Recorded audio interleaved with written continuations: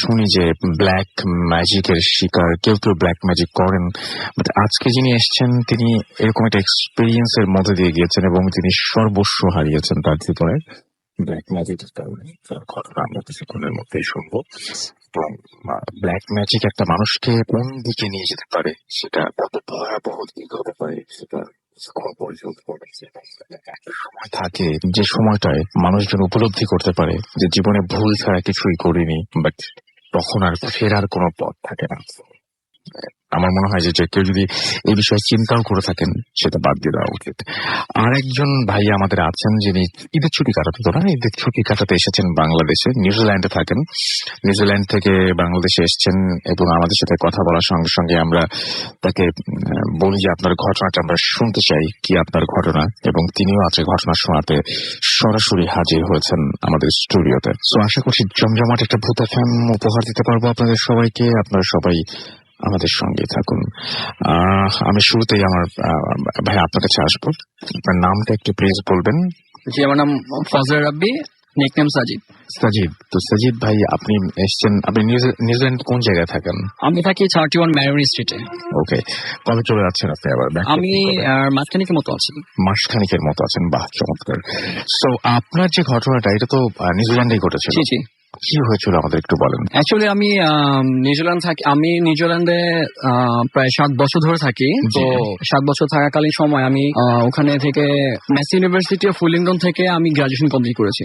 তো আমি যখন গ্রাজুয়েশন কমপ্লিট করছিলাম, তো ঠিক সেই সময় আমরা 3টা ফ্রেন্ড একসঙ্গে থাকতাম, একটা রুম শেয়ার করে থাকতাম আর কি। আমরা 3টা ফ্রেন্ড থাকতাম। তো 3টা ফ্রেন্ডের পরিচয় এখানে না দিলেই না, আমার আরো বাকি 2টা ফ্রেন্ড, আমি দিয়ে 3জন আর কি। তো একজন হচ্ছে হাফিজ মোহাম্মদ মিনহাজ সাবের, ও হচ্ছে পাকিস্তানি সিটিজেন, এবং দ্বিতীয়জন হচ্ছে তাবাস তাহারিয়ান, সে হচ্ছে জর্ডানের সিটিজেন। তো আমরা 3জন একসাথে রুম শেয়ার করে থাকতাম। তো আমরা এক ইউনিভার্সিটিতে পড়তাম, গ্রাজুয়েশন করতাম। তো গ্রাজুয়েশন করার সময় আমরা মাঝে মধ্যে আমরা লাইব্রেরিতে স্টাডি করতাম। তো আমরা লাইব্রেরিতে স্টাডি যখন করছিলাম, তো হঠাৎ করে আমি একটা বই খুঁজে পাই, যে বইটা ছিল হচ্ছে 400 ইয়ার্স ওল্ড। আমি সঙ্গত কারণে এখানে বইটার নাম উল্লেখ করছি না, কিন্তু বইটি ছিল, আমি বইটি দেখে খুব কিউরিয়াস ফিল করি, এবং কিউরিয়াস ফিল করার পরে আমি আমার বাকি 2জন ফ্রেন্ডের কাছে আমি বইটা নিয়ে যাই, এবং বইটি নিয়ে যাওয়ার পরে ওদেরকে দেখাই বইটা, এবং ওরাও খুব কিউরিয়াস ফিল করে আমার সাথে সাথে, যে ওরা বলে যে হ্যাঁ, সাবজেক্টটা খুব একটা ফ্যান্টাস্টিক একটা সাবজেক্ট ছিল। যে সাবজেক্টটা ছিল হচ্ছে গার্স অফ আনুবিস। এটা একটা ইজিপশিয়ান বই ছিল, যেটা 400 ইয়ার্স ওল্ড একটা বই ছিল। তো বইটা দেখার পর আমরা বইটা ইস্যু করি লাইব্রেরি থেকে। তো লাইব্রেরি থেকে ইস্যু করার পরে বইটা আমরা বাসায় নিয়ে আসি। তো ওই দিন আসলে অ্যাকচুয়ালি ওই বইটা নিয়ে আর খোলা হয়নি, দেখা হয় নাই। তো তার ঠিক পরের দিন ছিল সানডে, সানডেতে আমাদের এখানে অফ ডে থাকে। তাই আমরা ওই দিন ভ্যাকেশনে ছিলাম। তো আমরা সবাই একসাথে বসে গল্প করছিলাম, কফি খাচ্ছিলাম। তো কফি খাচ্ছিলাম, তো ওই সময় আমার এক ফ্রেন্ড বলে যে বইটা আজকে একটু খোলা যায়, খুলে দেখি বইটার ভিতরে কি আছে। কিউরিওসিটি থেকে বইটা খোলা হয়েছে এটা। তো আমি যখন বইটা নিয়ে আসলাম, নিয়ে আসার পর আমি জাস্ট বইটা দেখতেছি যে ভিতরে কি আছে। তো একটা সার্টেন পোর্শনে আমি দেখলাম যে কিছু সাইন এবং সিম্বল, পাশাপাশি আনুবিসের অনেকগুলো পিকচার ছিল এখানে। কিন্তু আমি এই সাইন এবং সিম্বলের সাথে আনুবিসের কোনো সম্পর্ক খুঁজে পাচ্ছিলাম না, কোনো রিলেশন খুঁজে পাচ্ছিলাম না। Maybe lack of our knowledge about this subject, হয়তো এই সম্পর্কে আমাদের জ্ঞান খুবই সীমিত ছিল। যাই হোক, তো আমরা কিছুই বুঝতে পারতেছিলাম না। তো আমরা একসময় আমাদের মধ্যে একজন ছিল হাফিজ মোহাম্মদ মিনহাজ সাবের, ওর আঁকার হাত খুব ভালো ছিল। তো ও খুব ভালো আঁকতে পারে। তো ও যেটা করে যে ওই আনুবিসের কয়েকটা পিকচার ও আঁকে, এবং সাথে সাথে কিছু সাইন এবং সিম্বল গুলি আঁকে। যে সাইন এবং সিম্বল গুলি আঁকার পর আমাদের দেখায়, এবং আমরা খুবই আসলে হ্যাপি ফিল করি। আমরা খুব বলি যে হ্যাঁ, খুব ভালো হয়েছে, ছবিগুলা আঁকা খুব ভালো হয়েছে, সাইন এবং সিম্বল গুলা খুব সুন্দর করে আঁকছে ও। জাস্ট আমরা আরো কিছুক্ষণ এটা নিয়ে কথা বলি, বইটা আমরা দেখি, কিন্তু আমরা আসলে কোনো মিনিং বুঝতে পারতেছিলাম না, সাইন এবং সিম্বল গুলি কোনো মিনিং বুঝতে পারতেছিলাম না। তো একটা সময় হয় যে আমরা কিছু বুঝতে না পারে আমি বইটা রেখে দেওয়ার পর আমরা যে যার মতো ডিনার করি। ডিনার করার পরে আমরা ঘুমিয়ে যাই। মেবি এটা মিড নাইটের সময় হবে, যে আমি একটা স্বপ্ন দেখি, একটা ড্রিম দেখি। যে ড্রিমটা ছিল যে এরকম, যে আনুবিস আমাদের রুমের মাঝখানে এসে দাঁড়িয়ে আছে এবং আমাকে বলতেছে স্টপ স্টপ অ্যান্ড ব্যাক। আমি আসলে মানে স্বপ্ন দেখছিলাম, আমি খুব ভয় পাই, স্বপ্নের মধ্যে খুব ভয় পেয়েছি এবং আমি ঘুম থেকে জেগে উঠি। জেগে ওঠার পর আমি চিৎকার দিয়ে ঘুম আমার ভেঙে যায়। ঘুম ভেঙে যাওয়ার পরে আমি দেখি যে আমার বাকি দুজন ফ্রেন্ডও একইভাবে ওদের হয়তো বা ঘুম ভেঙে গেছে বা যে কোনো কারণে হোক, ওরা জাস্ট মানে বসে আছে, ওরা আমার সাথে সাথে মানে উঠে বসছে। তো আমরা তিনটা পার্সন যখন একই সাথে আমাদের ঘুম ভাঙছিল বা একই সাথে আমরা যখন আমাদের ঘুম ভাঙার পরে যখন আমরা উঠে বসি, দেখি যে আমাদের ঘরের মাঝখানে চারটা ওয়ার্ড জাস্ট রেডিয়াম লাইটের মতো জ্বলতেছে এবং ওয়ার্ডগুলি মনে হচ্ছিল যে শূন্যে ভাসতেছে। তো আমরা ওয়ার্ডগুলি শূন্যে ভাসতেছে, তো আমরা জাস্ট মানে হিপনোটাইজের মতো হয়ে গেছিলাম যে আমরা কি দেখতেছি এসব। আসলে আমরা মেন্টালি প্রিপেয়ার ছিলাম না এগুলো দেখার জন্য। তো ওয়ার্ডগুলি ছিল যে protector of tombs, embalmer, weighing of the heart, guide of souls. তো এই চারটা ওয়ার্ড ছিল, ইংলিশে ছিল, কোনো অ্যারাবিক বা কোনো অন্য কোনো ইজিপশিয়ান কোনো ল্যাঙ্গুয়েজে ছিল না, জাস্ট ইংলিশে চারটা ওয়ার্ড ছিল যেটা আমাদের ঘরের মাঝখানে জাস্ট ভাসতেছে। আমার মনে হচ্ছে যে এগুলো ভাসতেছে। তো আমরা জাস্ট হিপনোটাইজার মতো তাকায় আছি, আমাদের কোনো ফিলিংস ছিল না, আমাদের কোনো আসলে বুঝতেছিলাম না যে আমাদের কি করা উচিত ওই সময়টাতে। একটা সার্টেন টাইম পরে সেই ওয়ার্ডগুলি আস্তে আস্তে ভ্যানিশ হয়ে যেতে থাকে এবং একটা সময় সব ভ্যানিশ হয়ে যায়, সবকিছু আগের মতো নর্মাল হয়ে যায়, স্বাভাবিক হয়ে যায়। তো আমরা ওই দিন রাতে আমাদের কারো ঘুম হয় নাই। তো আমরা কি করলাম, আমরা পরের দিন আমাদের ভার্সিটিতে আমি ওই বইটা যে ইস্যু করছিলাম আমার নামে, সেই বইটা আমি ব্যাক করে দিই। ব্যাক করে দেওয়ার পরে আমরা আমাদের গতকাল রাতে যা ঘটছে সেটা নিয়ে আমরা তিনটা ফ্রেন্ড বসে আলোচনা করতে থাকি যে অ্যাকচুয়ালি কি হয়েছিল বা কেন হয়েছিল। তো আমরা জাস্ট কথা বললে এইটুকু বুঝতে পারি যে আমরা ঠিক একই সময়ে আমাদের ঘুম ভাঙ্গে এবং একই স্বপ্ন দেখার পরে, একই স্বপ্ন দেখে আমাদের একই সাথে ঘুম ভাঙ্গে এবং একই সাথে ঘুম ভাঙ্গার পরে আমরা চারটা ওয়ার্ড আমরা তিনজন একসাথে দেখছি। সেটা ব্যাপারটা খুব স্কেয়ারি ছিল। আসলে আমরা মানে বুঝতে পারতেছিলাম না যে কেন আমাদের সাথে এটা হইলো, এটা কি আমাদের কি বোঝাতে চাইছিল, এটা নিয়ে আমিও নিজে আসলে মানে কনসার্ন ছিলাম না যে কেন হইলো, এটা কি কারণ ছিল এটা হওয়ার পিছনে। হয়তো এই বইয়ের কোনো হিস্টোরি আছে, পাস্ট কোন হিস্টোরি আছে, যেহেতু বইটা 400 ইয়ার্স ওল্ড একটা বই, মেবি এটার কোনো হিস্টোরি থাকতেই পারে। যাই হোক, তো আমরা আসলে আমাদের এক পরিচিত একজন হুজুরের কাছে যাই। ঠিক সে আমাদের খুব পরিচিত একজন, খুব পায়াস একজন লোক। তো তার কাছে যাওয়ার পরে আমরা তিনজনই ব্যাপারটা শেয়ার করার পরে সে আমাদের যেটা সাজেস্ট করে বা যেটা অ্যাডভাইস করে, সে বলে যে এটা হয়তো বা কোনো মেসেজ ছিল তোমাদের জন্য, যে তোমরা এই বইটা নিয়ে আর নেক্সট টাইম কোনো অ্যানালাইসিস বা কোনো ধরনের কোনো কিছু মধ্যে তুমি মানে যাওয়াটা ঠিক হবে না। রাইট, দ্যাটস ওয়াই একটা মেসেজ হিসেবে তোমাদের বলা হয়েছে স্টপ এন্ড ব্যাক। এখানে আর বেশি এগিয়ে যেও না, এটা নিয়ে আর বেশি এগিয়ে যেও না। তো আমরা তো ঘটনা হয়তো ফার্দার কোনো কিছু করতে গেলে হয়তো আপনারা ঝামেলায় পড়তেন। হ্যাঁ, ফার্দার কোনো হয়তো করতে পারতাম। এবং আপনারা যে লেখাটা রেডিয়ামের মতো করে দেখেছিলেন সেটা আরেকবার রিপিট করেন, কি দেখেছিলেন আপনারা? Protector of tombs, embalmer, weighing of the heart, guide of souls, এরকম টাইপের কিছু লেখা দেখেছিলেন। খুব অদ্ভুত ব্যাপার। আমি একটা জিনিস আমি এখানে একটু বলি যে আমি পরে এটা আমরা একটু ঘাটাঘাটি করছি, অনলাইনে ঘাটাঘাটি করার পর যেটা আমরা দেখছি, এটা হচ্ছে আনুবিস রোল। ওই চারটা হচ্ছে আনুবিসের রোল এবং ওই চারটা লেখা, চারটা ওয়ার্ড আমরা আমাদের একদম তিনজন নিজের চোখে দেখেছি, আমরা একদম চোখের সামনে ভাসছিল, জাস্ট ভাসছিল, শূন্য ভাসছিল, মানে একটা সার্কেল করে ঘুরছিল, এটা সার্কেল করে ঘুরছিল। তো আমরা আসলে মানে আমরা মেন্টালি প্রিপেয়ার ছিলাম ওই সময়টা যে আমরা কি করবো এখন। রাইট।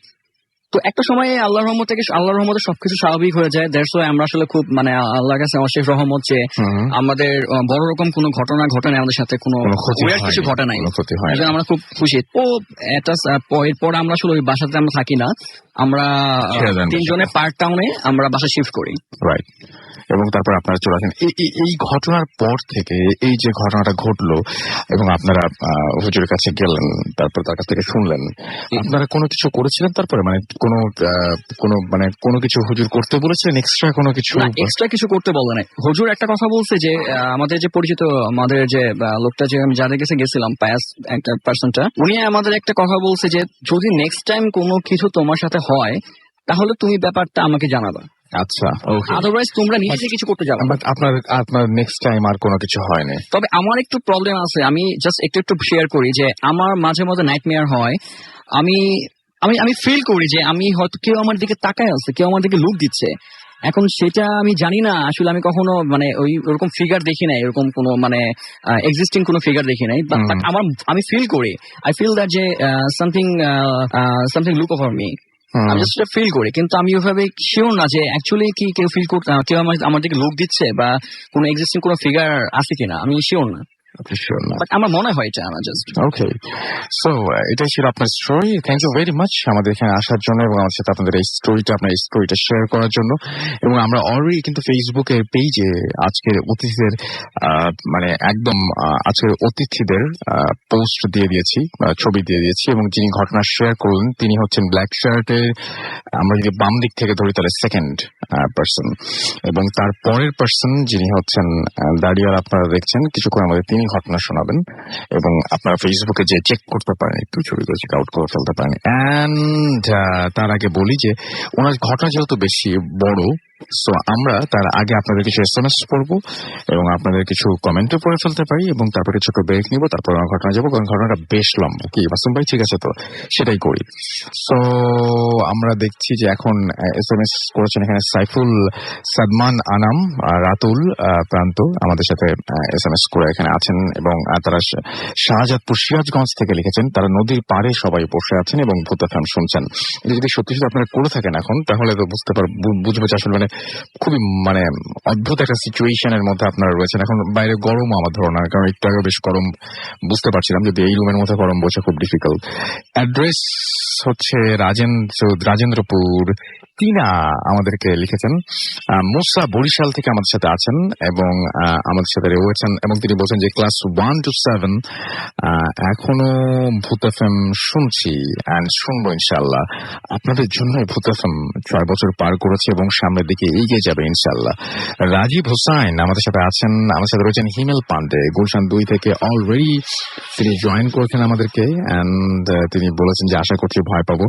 আমি জানি না যে আপনাকে কতটুকু ভয় দিতে পারবো, কিন্তু আজকে যে ঘটনাগুলো সেই ঘটনাগুলো খুবই উইয়ার্ড, আমি বলতে বাধ্য হচ্ছি। ড্রিম গার্ল আমাদের SMS করেছেন মালিহা খুলনা থেকে। ড্রিম গার্ল মালিহা, তিনি 3 উইক পরে শুনছেন। খুব খারাপ লাগলো শুনে যে 3 উইক পরে শুনছেন, প্রতি সপ্তাহেই শুনবেন আশা করবো এখন থেকে। আবিদ আমাদের ঢাকা ক্যান্টনমেন্ট থেকে আছেন আমাদের সাথে রয়েছেন পিওল, আমাদের সাথে রয়েছেন দেখতে পাচ্ছি খুলনা থেকে আনোয়ার এবং তার ওয়াইফ আফরিন, আমাদের সাথে রয়েছেন আরিফ এবং তার ওয়াইফ রুম্পা হবিগঞ্জ থেকে, আদনান সিলেট থেকে আমাদের সাথে রয়েছেন, সামনে JSC এক্সাম, আমাদের সাথে রয়েছেন দেখতে পাচ্ছি অলিন্দো, এবং আমাদের সাথে রয়েছেন দেখতে পাচ্ছি তিনি খেলা দেখছেন এবং আমাদেরকে শুনছেন। বা চমৎকার, একসাথে দুটো জিনিস হচ্ছে। আমাদেরকে দেখতে পাচ্ছি ইমতিয়াজ করিম আমাদের সাথে রয়েছেন সাকিব, এছাড়াও আমাদের সাথে রয়েছেন আদনান সিলেট থেকে, চমক আমাদের সাথে আছেন, আমাদের সাথে রয়েছেন জিলান হাসনাত নাটোর থেকে, এছাড়াও আমাদের সাথে রয়েছেন খুলনা থেকে, আচ্ছা আমাদের সাথে রয়েছেন, এছাড়াও দেখতে পাচ্ছি উত্তরা থেকে আরাফ, লাস্ট স্টোরি ওয়াজ কুল, এছাড়াও কিরণ রাজশাহী থেকে আমাদের সাথে রয়েছেন ফার্স্ট স্টোরিটা ভালো ছিল, এছাড়াও আমাদের সাথে রয়েছেন নাহির ময়মনসিং থেকে, ফুর্তি ভূত FM, আচ্ছা নাম লেখেননি সো পড়তে পারলাম না, সরি। রিজ আমাদের সাথে আছেন, আমাদের সাথে রয়েছেন দেখতে পাচ্ছি, এছাড়াও আরো অনেকে, হিমেল হাকিম আমাদের সাথে রয়েছেন গোপালগঞ্জ থেকে, হাসান খান আমাদের সাথে রয়েছেন সিলেট থেকে। সো যারা SMS করতে চান মোবাইলের মেসেজ অপশনে টাইপ করুন Phurti FORT, Phurti space your name space your message, আর পাঠিয়ে দিন 9840 নাম্বারে। আর আমাদের সাথে যদি আপনারা ফেসবুকে কমেন্ট করতে চান চলে যান www.facebook.com/radio.furti and www.facebook.com/bhutfm.russell। আর আমাদের ইমেইল করার অ্যাড্রেসটি হচ্ছে bhutfm@radiofurti.fm, which is BHWTFM@RADIOFORT.fm। আমরা চলে যাচ্ছি আমাদের ছোট্ট একটা বিরতিতে, এবং বিরতির পরপরই এসে একটা বড় ঘটনা শুনবো। সেই পর্যন্ত আমাদের সঙ্গে থাকুন।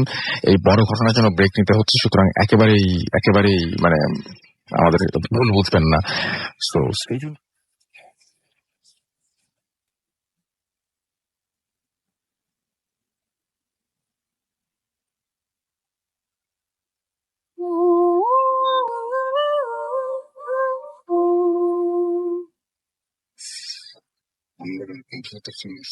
সবাই আমাদের সাথে আছে, আমি আসেন আছি। তো এখন যে স্টোরিটায় যাব সেটা একটু ডিফারেন্ট স্টোরি, সবাই খুব মন দিয়ে শুনবেন।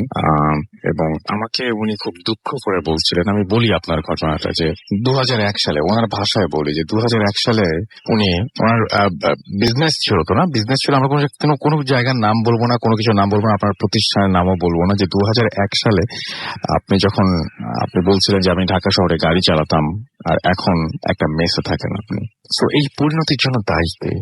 পরিণতির জন্য দায়ী করছেন তিনি পুরোপুরি তার সেই সেই একটা দিকে যে কোনো কারণে হোক, এই যে বিপথে চলে যাওয়া, এই যে কুফরি বা ব্ল্যাক ম্যাজিক যেটাই বলি না কেন, সেটাকে তো এটা বিরাট ঘটনা রয়েছে।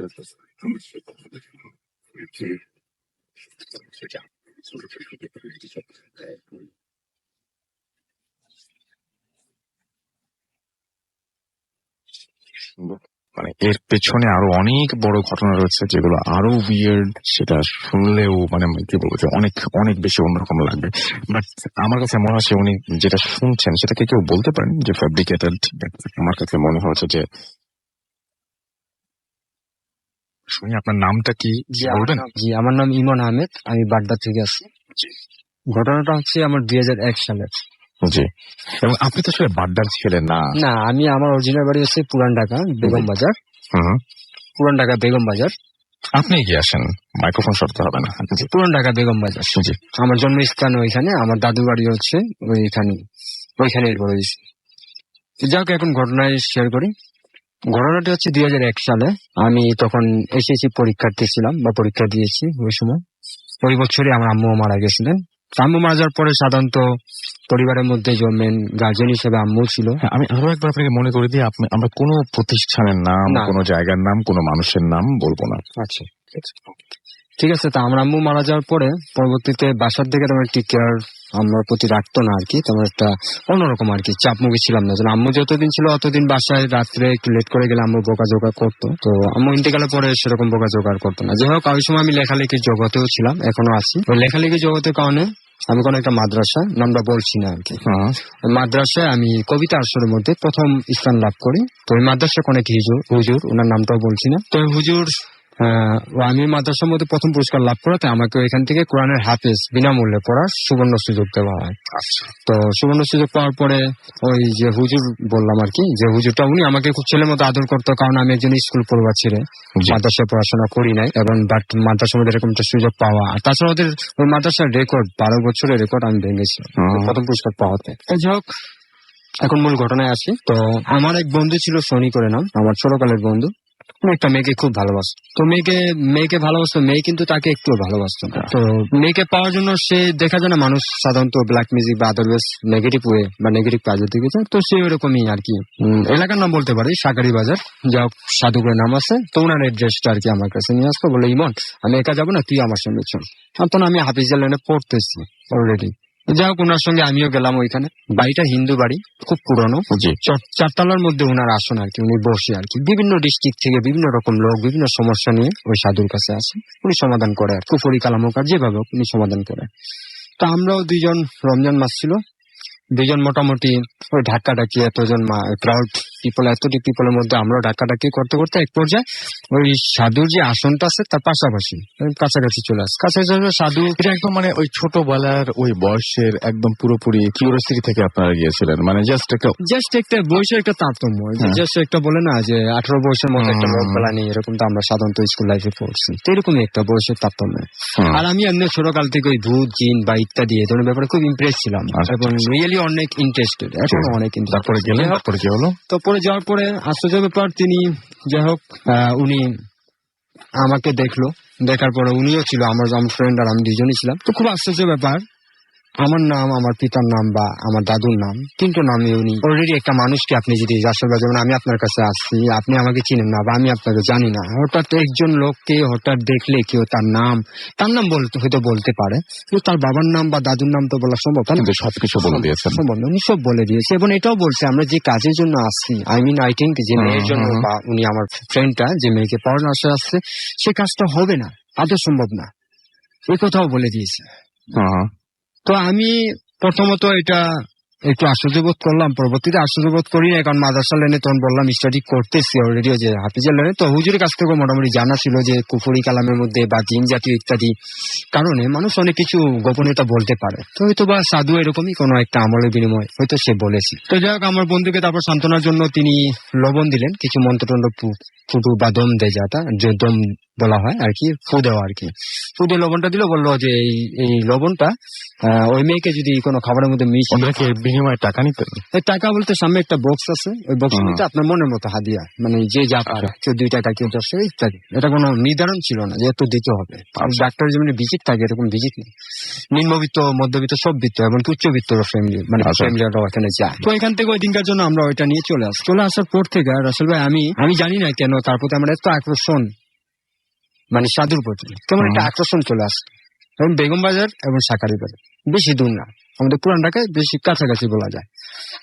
তো স্কুল পড়া ছেড়ে 3 মাস এমনিও মেট্রিকের পর বন্ধ থাকে, একজনে ফ্রি। আপনি বারবার বলছিলেন যে আপনার মা মারা গেছেন, এই কারণে মারা গেছেন ওই সময় এরকম বিশৃঙ্খলতা ছিল লাইফে। তো যাই হোক, ওই ফ্রি টাইমটাও ছিল আমার। মেট্রিকের পর পড়ালেখা তোমার একটা চাপও থাকে না, তো ফ্রি টাইম ছিল। তো আমি কি করতাম, ওই প্রতিদিন ওই 4টা থেকে ওই সাধুটা বসে আর কি ওনার আসনে আর কি রোগী দেখা শুরু করে।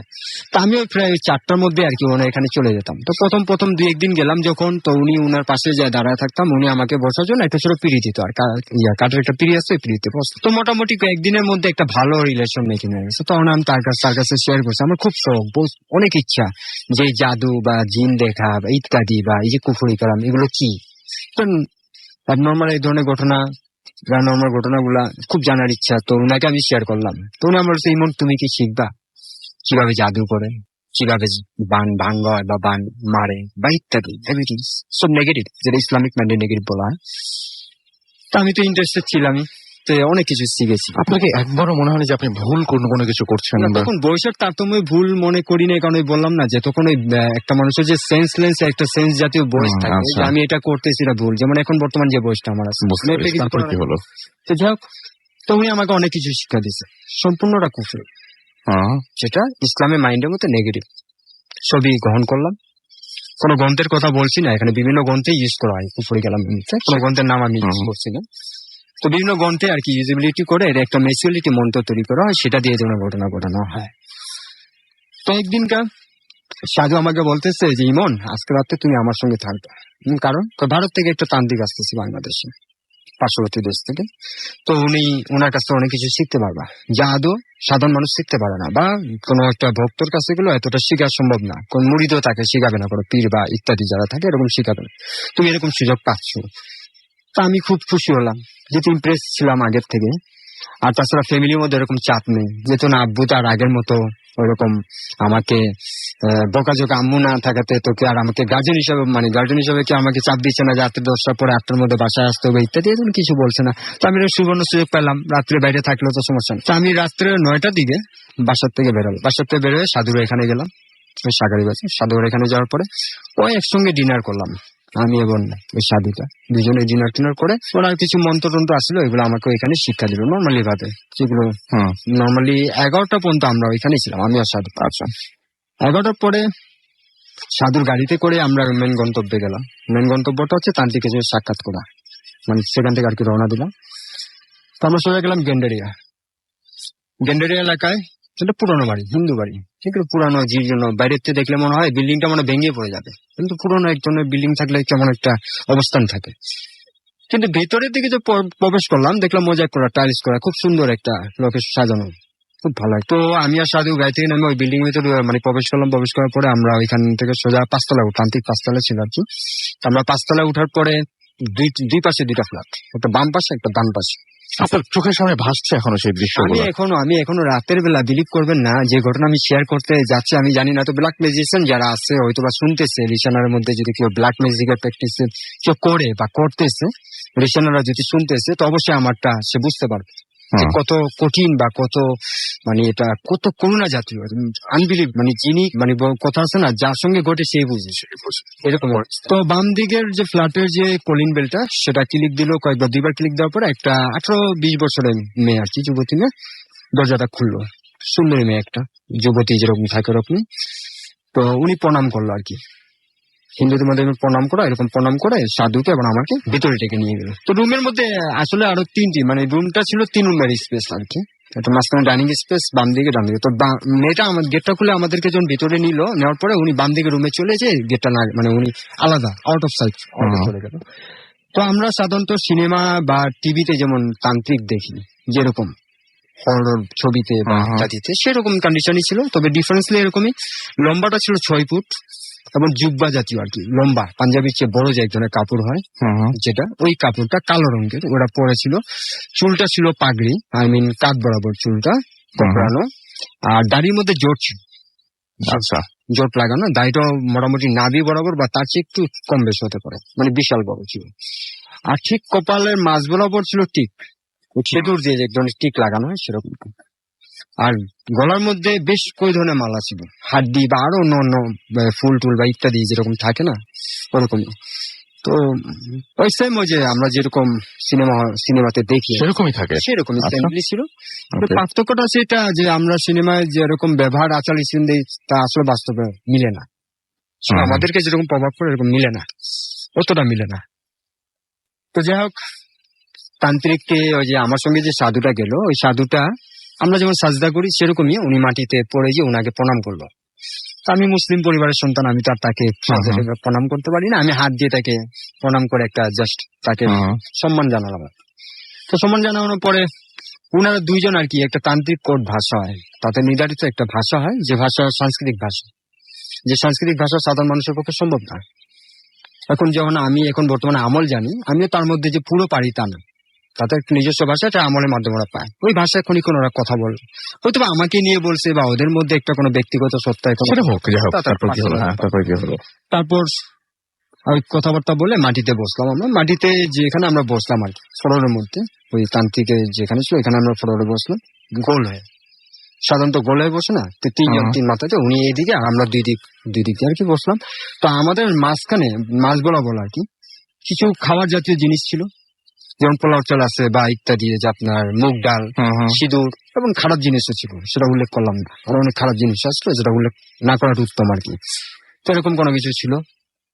তো এগুলো দেখলাম। এখন আমাকে সাধু বলতেছে যে ইমন দেখো, উনি যে মন্ত্রটা পড়বে ওই মন্ত্রটা আমি পড়বো, আমি যখন পড়বো তুমি না আমার সঙ্গে রিপিট করবা। আমরা সাধারণত মসজিদে গেলে মিলাদ পড়লে যে ঠিক আছে, তো এরকমই মোটামুটি রাত 2টা পর্যন্ত আর কি এরকম মন্ত্র আমাদের মধ্যে চললো, ওই মন্ত্র পাঠ করা ইত্যাদি সম্পূর্ণ শেষ হলো। তারপরে এখন আমাদের গন্তব্য গণস্থানে যাওয়ার, নামটা উল্লেখ করছি না, ঠিক আছে। তো আমাকে সাধু প্রথমে বলেনি গণস্থানে কি করতে যাচ্ছে বা কি করবে বা ইত্যাদি, জাস্ট যাচ্ছি। এই জিনিসটা আমরা ব্ল্যাক ম্যাজিক শুনলেই এই জঘন্য ব্যাপারটা হচ্ছে, আমি যাচ্ছি কিন্তু কি আনতে যাচ্ছি, আপনার নিজের প্রতি তখন কোনো নিয়ন্ত্রণ নাই, আমি শুধু ইমপ্রেস, মানে দেখতে যাচ্ছি একটা, মানে এক ধরনের আনন্দ, অন্যরকম ইমেজিং আনন্দ যে আমি কিছু শিখতে যাচ্ছি, সেটা নেগেটিভ হোক বা পজিটিভ মাথায় নেই, তা আকর্ষণ বলতে পারেন বা অন্য কিছু বলতে পারেন।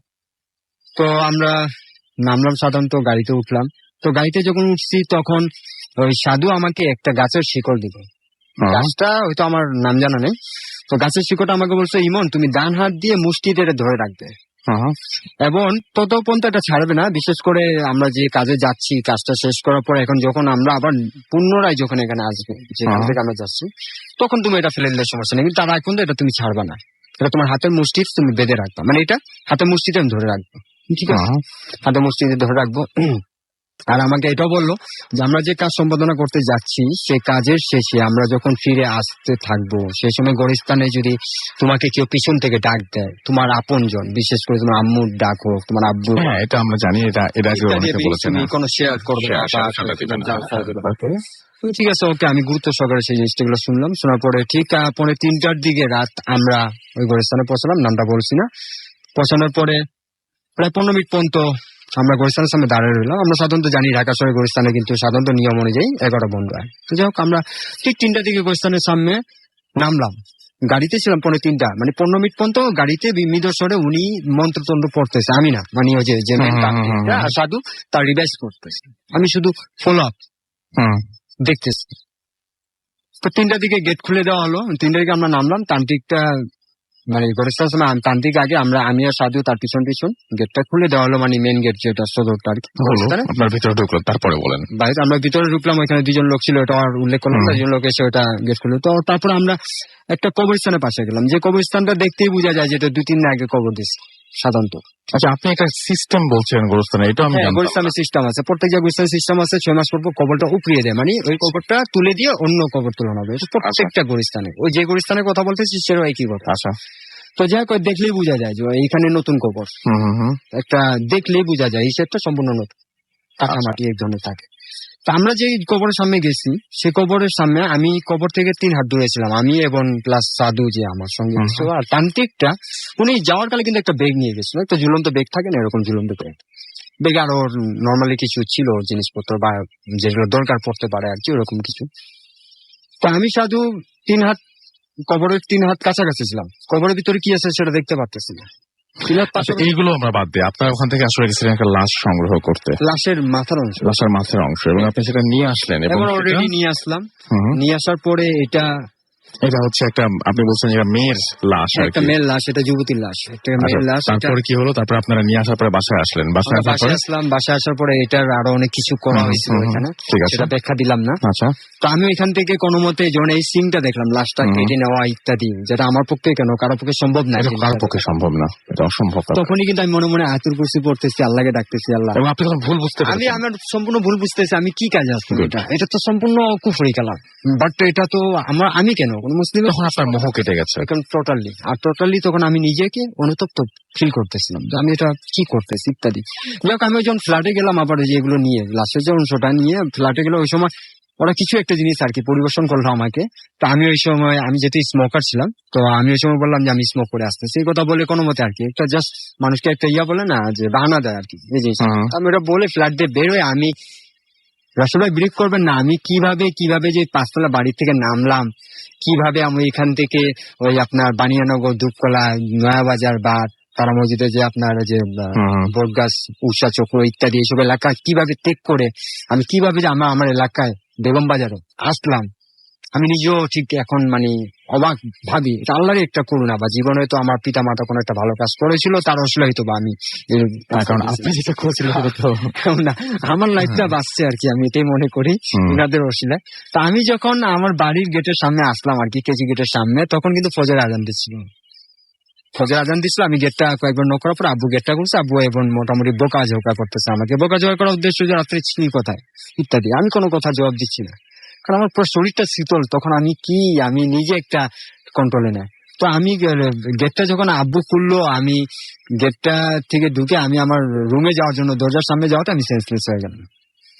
আর যখন আমি সেন্সলেস হওয়ার পরের দিন আমি যখন সেন্সটা আমার আসলো আর কি, জ্ঞানটা যখন ফিরলো, আমি তখন দেখলাম আমার বড় ভাই, আমার মেজো ভাই বা বোন, আব্বু, তারপরে এই যে হুজুর যেটা বললাম মাদ্রাসার হুজুর, উনিও বসে আসছিল। সবাই আমাকে জিজ্ঞেস করতেছে গতকালকে কি ঘটছিল তোমার সঙ্গে, তুমি কেন সেন্সলেস, তুমি তো এরকম ছেলে না, তোমার সেন্স হওয়ার কথা না। তো আমি আবার চিন্তা করলাম এই মুহূর্তে যদি ঘটনা শেয়ার করি তো আব্বু আমাকে বোকা দিবে, আম্মুও বোকা দিবে, আব্বু বোকা দিবে, বোনও বোকা দিবে এবং হুজুরও বোকা দিবে। সো আমি কোনো কথা শেয়ার করি না। পরের দিন আমি হুজুরকে সব কথা শেয়ার করছি। তো হুজুর এতই উত্তেজিত হলো আমার প্রতি, রাগান্বিত হলো, খুবই স্বাভাবিক, শারীরিক নির্যাতন বা একটা থাপ্পড় জাতীয় এরকম করার পর আমাকে বলে, ইমন দেখো, তোমার যদি এতই শিকার শখ ছিল জাদু বান বা ইত্যাদি, তো ইসলামী শরীয়ত থেকে আমি তোমাকে শিক্ষা দিতাম না। সেটা তো জাদু বান তো আমরা সাপোর্ট করি না, করার জন্য না, ভাঙার জন্য। ইসলামের মধ্যে আছে যে আপনাকে কেউ অ্যাটাক করতেছে, আপনি এটা থেকে মুক্ত হবেন। এটা যদি তোমার জানা ইচ্ছা হতো, আমি ইসলামিক ভাবে তোমাকে শিখাতাম যে এটা থেকে কিভাবে আছে। উনি শিখাইছে আমাকে, আপনার কিছু শিক্ষা দিচ্ছেন অবশ্যই পরবর্তী। তো উনার কাছে উনিও আমাকে যখন আবার তোবা করে গোসল টোসল করে, আবার মুসলিম উম্মার যে একটা কালিমাগুলো আছে আমাদের, সে কালিমাগুলো পড়ে সম্পূর্ণভাবে আবার মুসলিম যেভাবে পড়া হয় সেভাবে আমাকে, তখন আপনি বুঝতে পেরেছেন? তখন আমি অনেকটা বুঝতে পারছি আমার ভুলগুলো কোথায় ছিল বা ইত্যাদি। তখন আমি হুজুরকে আবার জিজ্ঞাসা করছিলাম ওই ব্যাপারটা নিয়ে, লাশের ব্যাপারটা। সেটা যাই হোক, সেটা মানে খারাপ একটা কিছু ছিল, সেটা আমরা বুঝলাম। এখন আমি আপনার কাছে জানতে চাই যে আমরা মেইন যে জন্য বলছি যে এটা যেন আর কেউ না করে, সেটাই আমাদের উদ্দেশ্য, যে যারা এটার সঙ্গে সম্পৃক্ত বা যাদের আগ্রহ আছে তাদের আগ্রহ যেন চলে যায়। এইটা আপনার ব্যক্তি জীবনে কি ধরনের? আমার অনেক ক্ষতি করছে। যেমন মনে করুন 2001-এ যেহেতু যে ঘটনা যেটা বললাম, তার মানে কথা আছে না, আপনি জীবনে কোনো একটা পাপ করলে তার শাস্তি কিন্তু দুনিয়াতে ভোগ করতে হয়। তো ঠিক আমি 2001-এ যে পাপটা করলাম, আমি ইচ্ছা করি বা অনিচ্ছায় করি। এবং 2004-ও একটা ঘটনা আছে, সেটা হয়তো সময় পরিপ্রেক্ষিতে আমি বলছি না, ইনশাল্লাহ আগামী এপিসোডে যদি কোনো সময় সুযোগ হয় আমি আসে বলবো। তো শ্মশান ঘাটের স্টোরি যাই হোক, তো আমি ওই 2001 এবং 2004-এ যে ঘটনাগুলো করছি বা ওনাদের সঙ্গে যে একটা সঙ্গী ছিলাম, তার খেসারত আমাকে দিত হলো কিভাবে, আমার ব্যবসা দ্বারা। আমার এমনকি আমার নিজের স্ত্রীর সন্তান বন্ধু আমি হারালাম। আপনার সন্তান মারা গিয়েছিল 9 মাস জন্ম পেটে ছিল তখনই।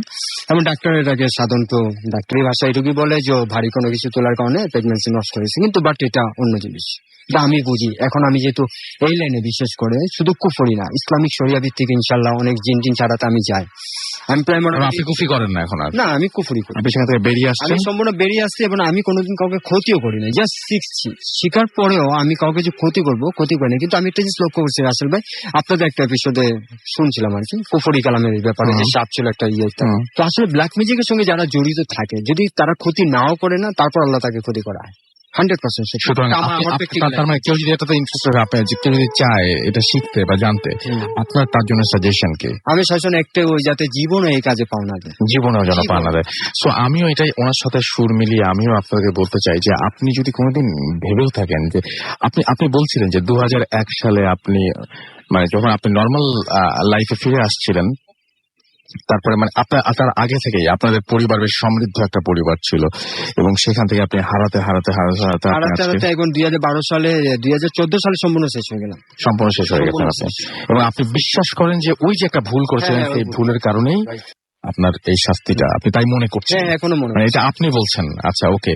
এবং সেই জন্যই মানে এবং আপনি বলছিলেন যে এখন আপনি একটা মেসে থাকছেন। হ্যাঁ, আমি একটা সাধারণ মেসে এখন থাকতেছি, যেটা আমি কোনোদিন কল্পনা করি। আপনি ঢাকা শহরের ছেলে? ঢাকা শহরের ছেলে আমি। এখনই আমার সাপোজ মনে করেন বাড্ডা এলাকা যদি আমাকে কেউ জিজ্ঞেস করে আপনার বাসা কোথায়, পুরান ঢাকা, এটার মধ্যে যদি আমি পুরান ঢাকা না গিয়ে যদি এখান থেকে আমাকে জিজ্ঞেস করে, তো আনসারটা কি দিবে? একটা মানুষ তো গ্রামে যায়, আপনি ঢাকার ছেলে এখানে কি করতেছেন, ওটাকে কি এগুলো আনসার বলা যায়?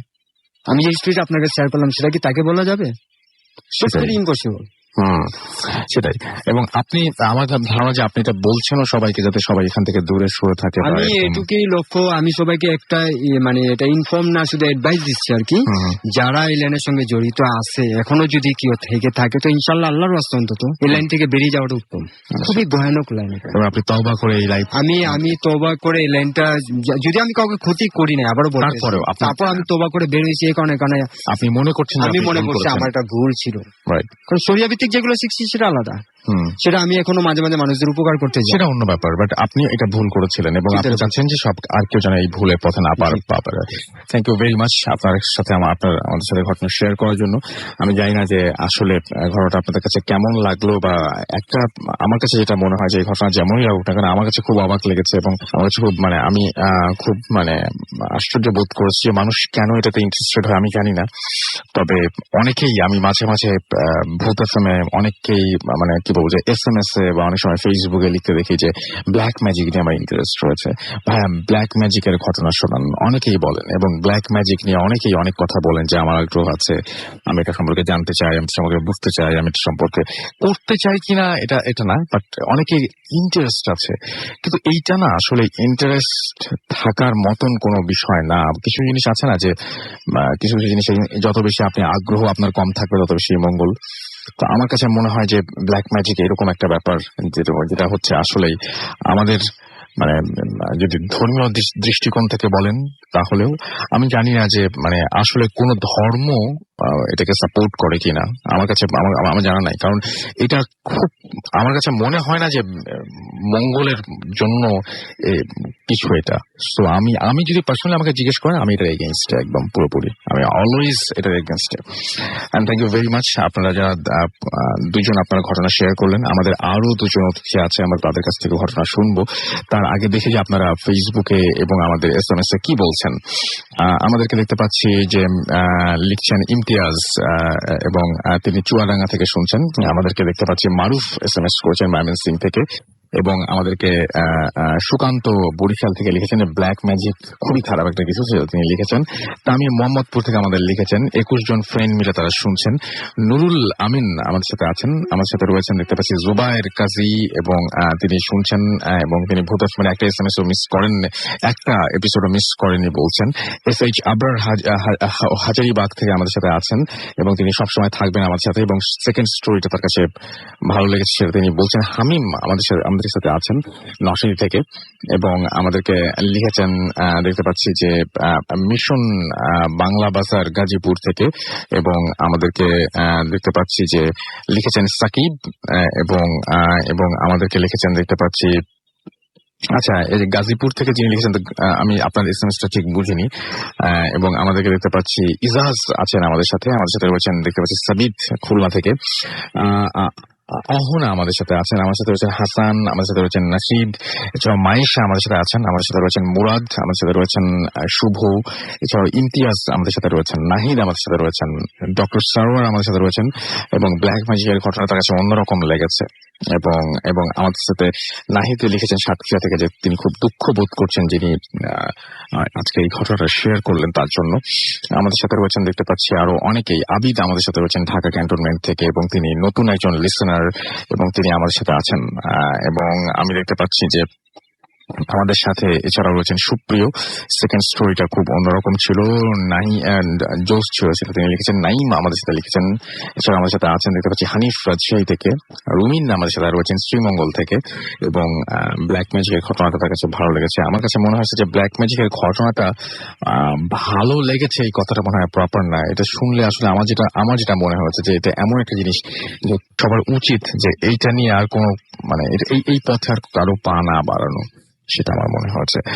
এবং আপনারা যদি সামনে শুনতেন বা তাকে দেখতেন সামনে থেকে, তাহলে বুঝতে পারতেন যে তিনি কতটা মানে এই ব্যাপারটা নিয়ে কতটা মানে আপনি ভুল বোঝার পরে মানুষের যে ইয়ে থাকে সেটাই আমার কাছে মনে হয়েছে আর কি। এছাড়াও আমাদের সাথে আরো অনেকেই রয়েছেন, ফেসবুকে আমাদের সাথে আছেন দেখতে পাচ্ছি অনেকেই, এবং আমি দেখতে পাচ্ছি তাদের মধ্যে দু একজনের যদি লেখা আমি পড়ি। এবং আমাদেরকে লিখেছেন আমার আপন, লিখেছেন ভাইয়া আমার একটা ঘটনা আছে, কিভাবে পাঠাবো, আমি কাতারে থাকি, আমার ঘটনা কাতারে, আপনি ঘটনাটা রেকর্ড করে সরাসরি অডিও ক্লিপ পাঠিয়ে দিতে পারেন আমাদের কাছে। ইয়াকুব আমাদের সাথে আছেন, নরসিংদী থেকে শুনছেন তিনি, না এস আরাফাত আমাদের সাথে আছেন, শিশি ঘোষ আমাদের সাথে রয়েছেন, খুব ভালো লাগছে লিখেছেন। কে এম রাজ্জাক আমাদের সাথে আছেন, আমাদের সাথে রয়েছেন হায়দার খন্দকার, এবং ঘটনাগুলো খুব সুন্দর, তিনি শুনছেন এই জন্য আমাদের সাথে আছেন তিনিও। এছাড়াও দেখতে পাচ্ছি আমাদের সাথে আছেন দীপ্ত, নাইম হাসান আমাদের সাথে আছেন, আমাদের সাথে আছেন দেখতে পাচ্ছি তানভীর মাহতাব, এছাড়াও আমাদের সাথে রয়েছেন দেখতে পাচ্ছি সন্ধানী, আমি সহ আরো অনেকে। আমাদের যে রেডিও ফুর্তির পেজ, সেই পেজেও কিন্তু অনেকে আমাদেরকে লিখছেন এবং অনেকে আমাদের সাথে তাদের মতামত জানাচ্ছেন। এটা আমরা যদিও সারা সপ্তাহ জুড়েই পড়ি, এবং আজকেও আমি রিভিউ করছিলাম বেশ কিছু ইমেল। অনেকে দেখতে পাচ্ছি যে ঘটনা পাঠাতে চান, কিভাবে পাঠাবেন সেটা জানতে চান এখনো পর্যন্ত। তো আমার বলতে কোনো আপত্তি নেই, আমাদের ঘটনা পাঠানোর অ্যাড্রেসটা তো আপনার জানাই আছে, vodafoam@radiofurti.fm, এটা হচ্ছে অ্যাড্রেস। সেখানে নাম, ঠিকানা এবং ফোন নাম্বার সহ আপনার জীবনে ঘটে যাওয়া সে ঘটনা লিখে পাঠিয়ে দেবেন আমাদেরকে। ঘটনার শুরুতে অবশ্যই উল্লেখ করবেন যে এই ঘটনাটা আপনি স্টুডিওতে এসে শেয়ার করতে চান, নাকি আপনি চান যে আপনার ঘটনা আমরা পড়ে শোনাই, এবং যারা দেশের বাইরে রয়েছেন তারা সরাসরি অডিও ক্লিপ পাঠিয়ে দিতে পারেন আমাদেরকে। আফনান সাদি লিখেছেন I want to do black magic. আমার কাছে মনে হয় যে এই ঘটনা শোনার পর যদি আপনার এই সিদ্ধান্ত হয়ে থাকে, তাহলে এটা খুবই ভুল একটা সিদ্ধান্ত নেওয়া হবে। এবং আমি জানি না যে আপনি এটা কেন লিখেছেন, আপনি আসলে করতে চান এই জন্য লিখেছেন, নাকি আপনার এটা আমি পড়ি এই জন্য লিখেছেন, আই ডোন্ট নো। বাট যদি বলি যে আপনি আসলে যদি এরকম সিদ্ধান্ত নিয়ে থাকেন, তাহলে অবশ্যই ভুল করেছেন। এছাড়া আমাদেরকে সাহিদ ইব্রাহিম আমাদের সাথে আছেন, আমাদের সাথে রয়েছেন হাফিজুর রহমান মিজান, এবং আমাদেরকে রয়েছেন দেখতে পাচ্ছি আমাদের সাথে এখানে আছেন সোহাগ, এবং তিনি বলছেন সরি লেট করে ফেললাম। এছাড়াও আমাদের সাথে আছেন দেখতে পাচ্ছি জীবন, এছাড়াও আমাদের সাথে রয়েছে দেখতে পাচ্ছি নাজমুল, এবং আমাদেরকে বলছেন যে জীবন ফিকশন, আমাদের বলছেন ভাই রাজুকে একটু বুঝান, তাকে সে ব্ল্যাক ম্যাজিক শিখতে চায়, ওকে বললেও শোনে না। আমার মনে হয় যে এই ঘটনাটা আপনি মানে এটার পরিণতি, এই যিনি আমাদের সাথে ঘটনাটা শেয়ার করছেন তার জীবনের পরিণতি বললে যে কেউ এটা থেকে দূরে থাকার চেষ্টা করবেন। কারণ এটা না মানে আমরা মানে কি বলবো যে আমরা কেন জানো যে সমস্ত ব্যাপার মানুষ নিষেধ করে, সেই সমস্ত ব্যাপারে আমাদের আগ্রহ অনেক বেশি থাকে, বাট সেগুলো নিষেধ করে এটা আমরা কোনো সময় ভাবি না যে ওইটা করলে আমার ক্ষতি হবে বলেই ওই জিনিসটা নিষেধ করছেন। আপনাকে যে খাবারটা খেতে নিষেধ করবেন যে এই খাবারটা শরীরের জন্য ভালো না, আপনি দেখবেন যে ওইটার প্রতি আপনার আগ্রহ বেশি থাকে। কেন আমি জানি না, কিন্তু এই নিষেধ করার কারণটা কিন্তু এটাই যে আপনার ওইটাতে ক্ষতি আছে, শুধু লাভ কিছু নেই। আমাদের সাথে আছেন দেখতে পাচ্ছি রামপ্রসাদ মন্ডল, ভয় পাচ্ছি না কেন, এই প্রশ্নের উত্তর শুধুমাত্র আপনি আপনাকে দিতে পারবেন। আমরা এটা একেবারে অপারগ দিতে। এসকে তবে আমরা চেষ্টা করছি এটুকু বলতে পারি। ইনাম সুলতান আমাদের সাথে আছেন, আমাদের সাথে রয়েছেন দেখতে পাচ্ছি রাসেল মাহমুদ, এছাড়াও শহীদ ইব্রাহিম আমাদের সাথে রয়েছেন, এসকে সুমন সহ আরো অনেকে আমাদের সাথে আছেন। আমরা ছোট্ট বিরতিতে নেই এবং বিরতির পরে আবারও ফিরে আসি নতুন অতিথি নিয়ে। সেই পর্যন্ত আশা করছি আমাদের সঙ্গেই থাকবেন। Stay tuned for you.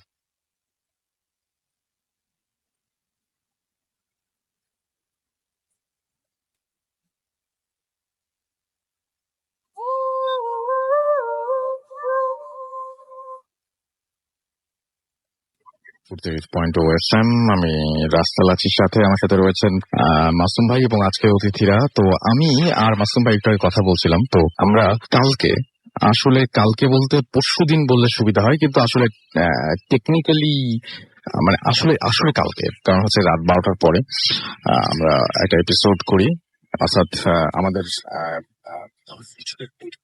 উপলক্ষে যখন 22 তারিখ শুরু হলো 12টা থেকে 2টা পর্যন্ত তাহসান ভাই শো করলেন, তারপরে আমি ভূতাসম শুরু করলাম 2টা থেকে 5টা পর্যন্ত।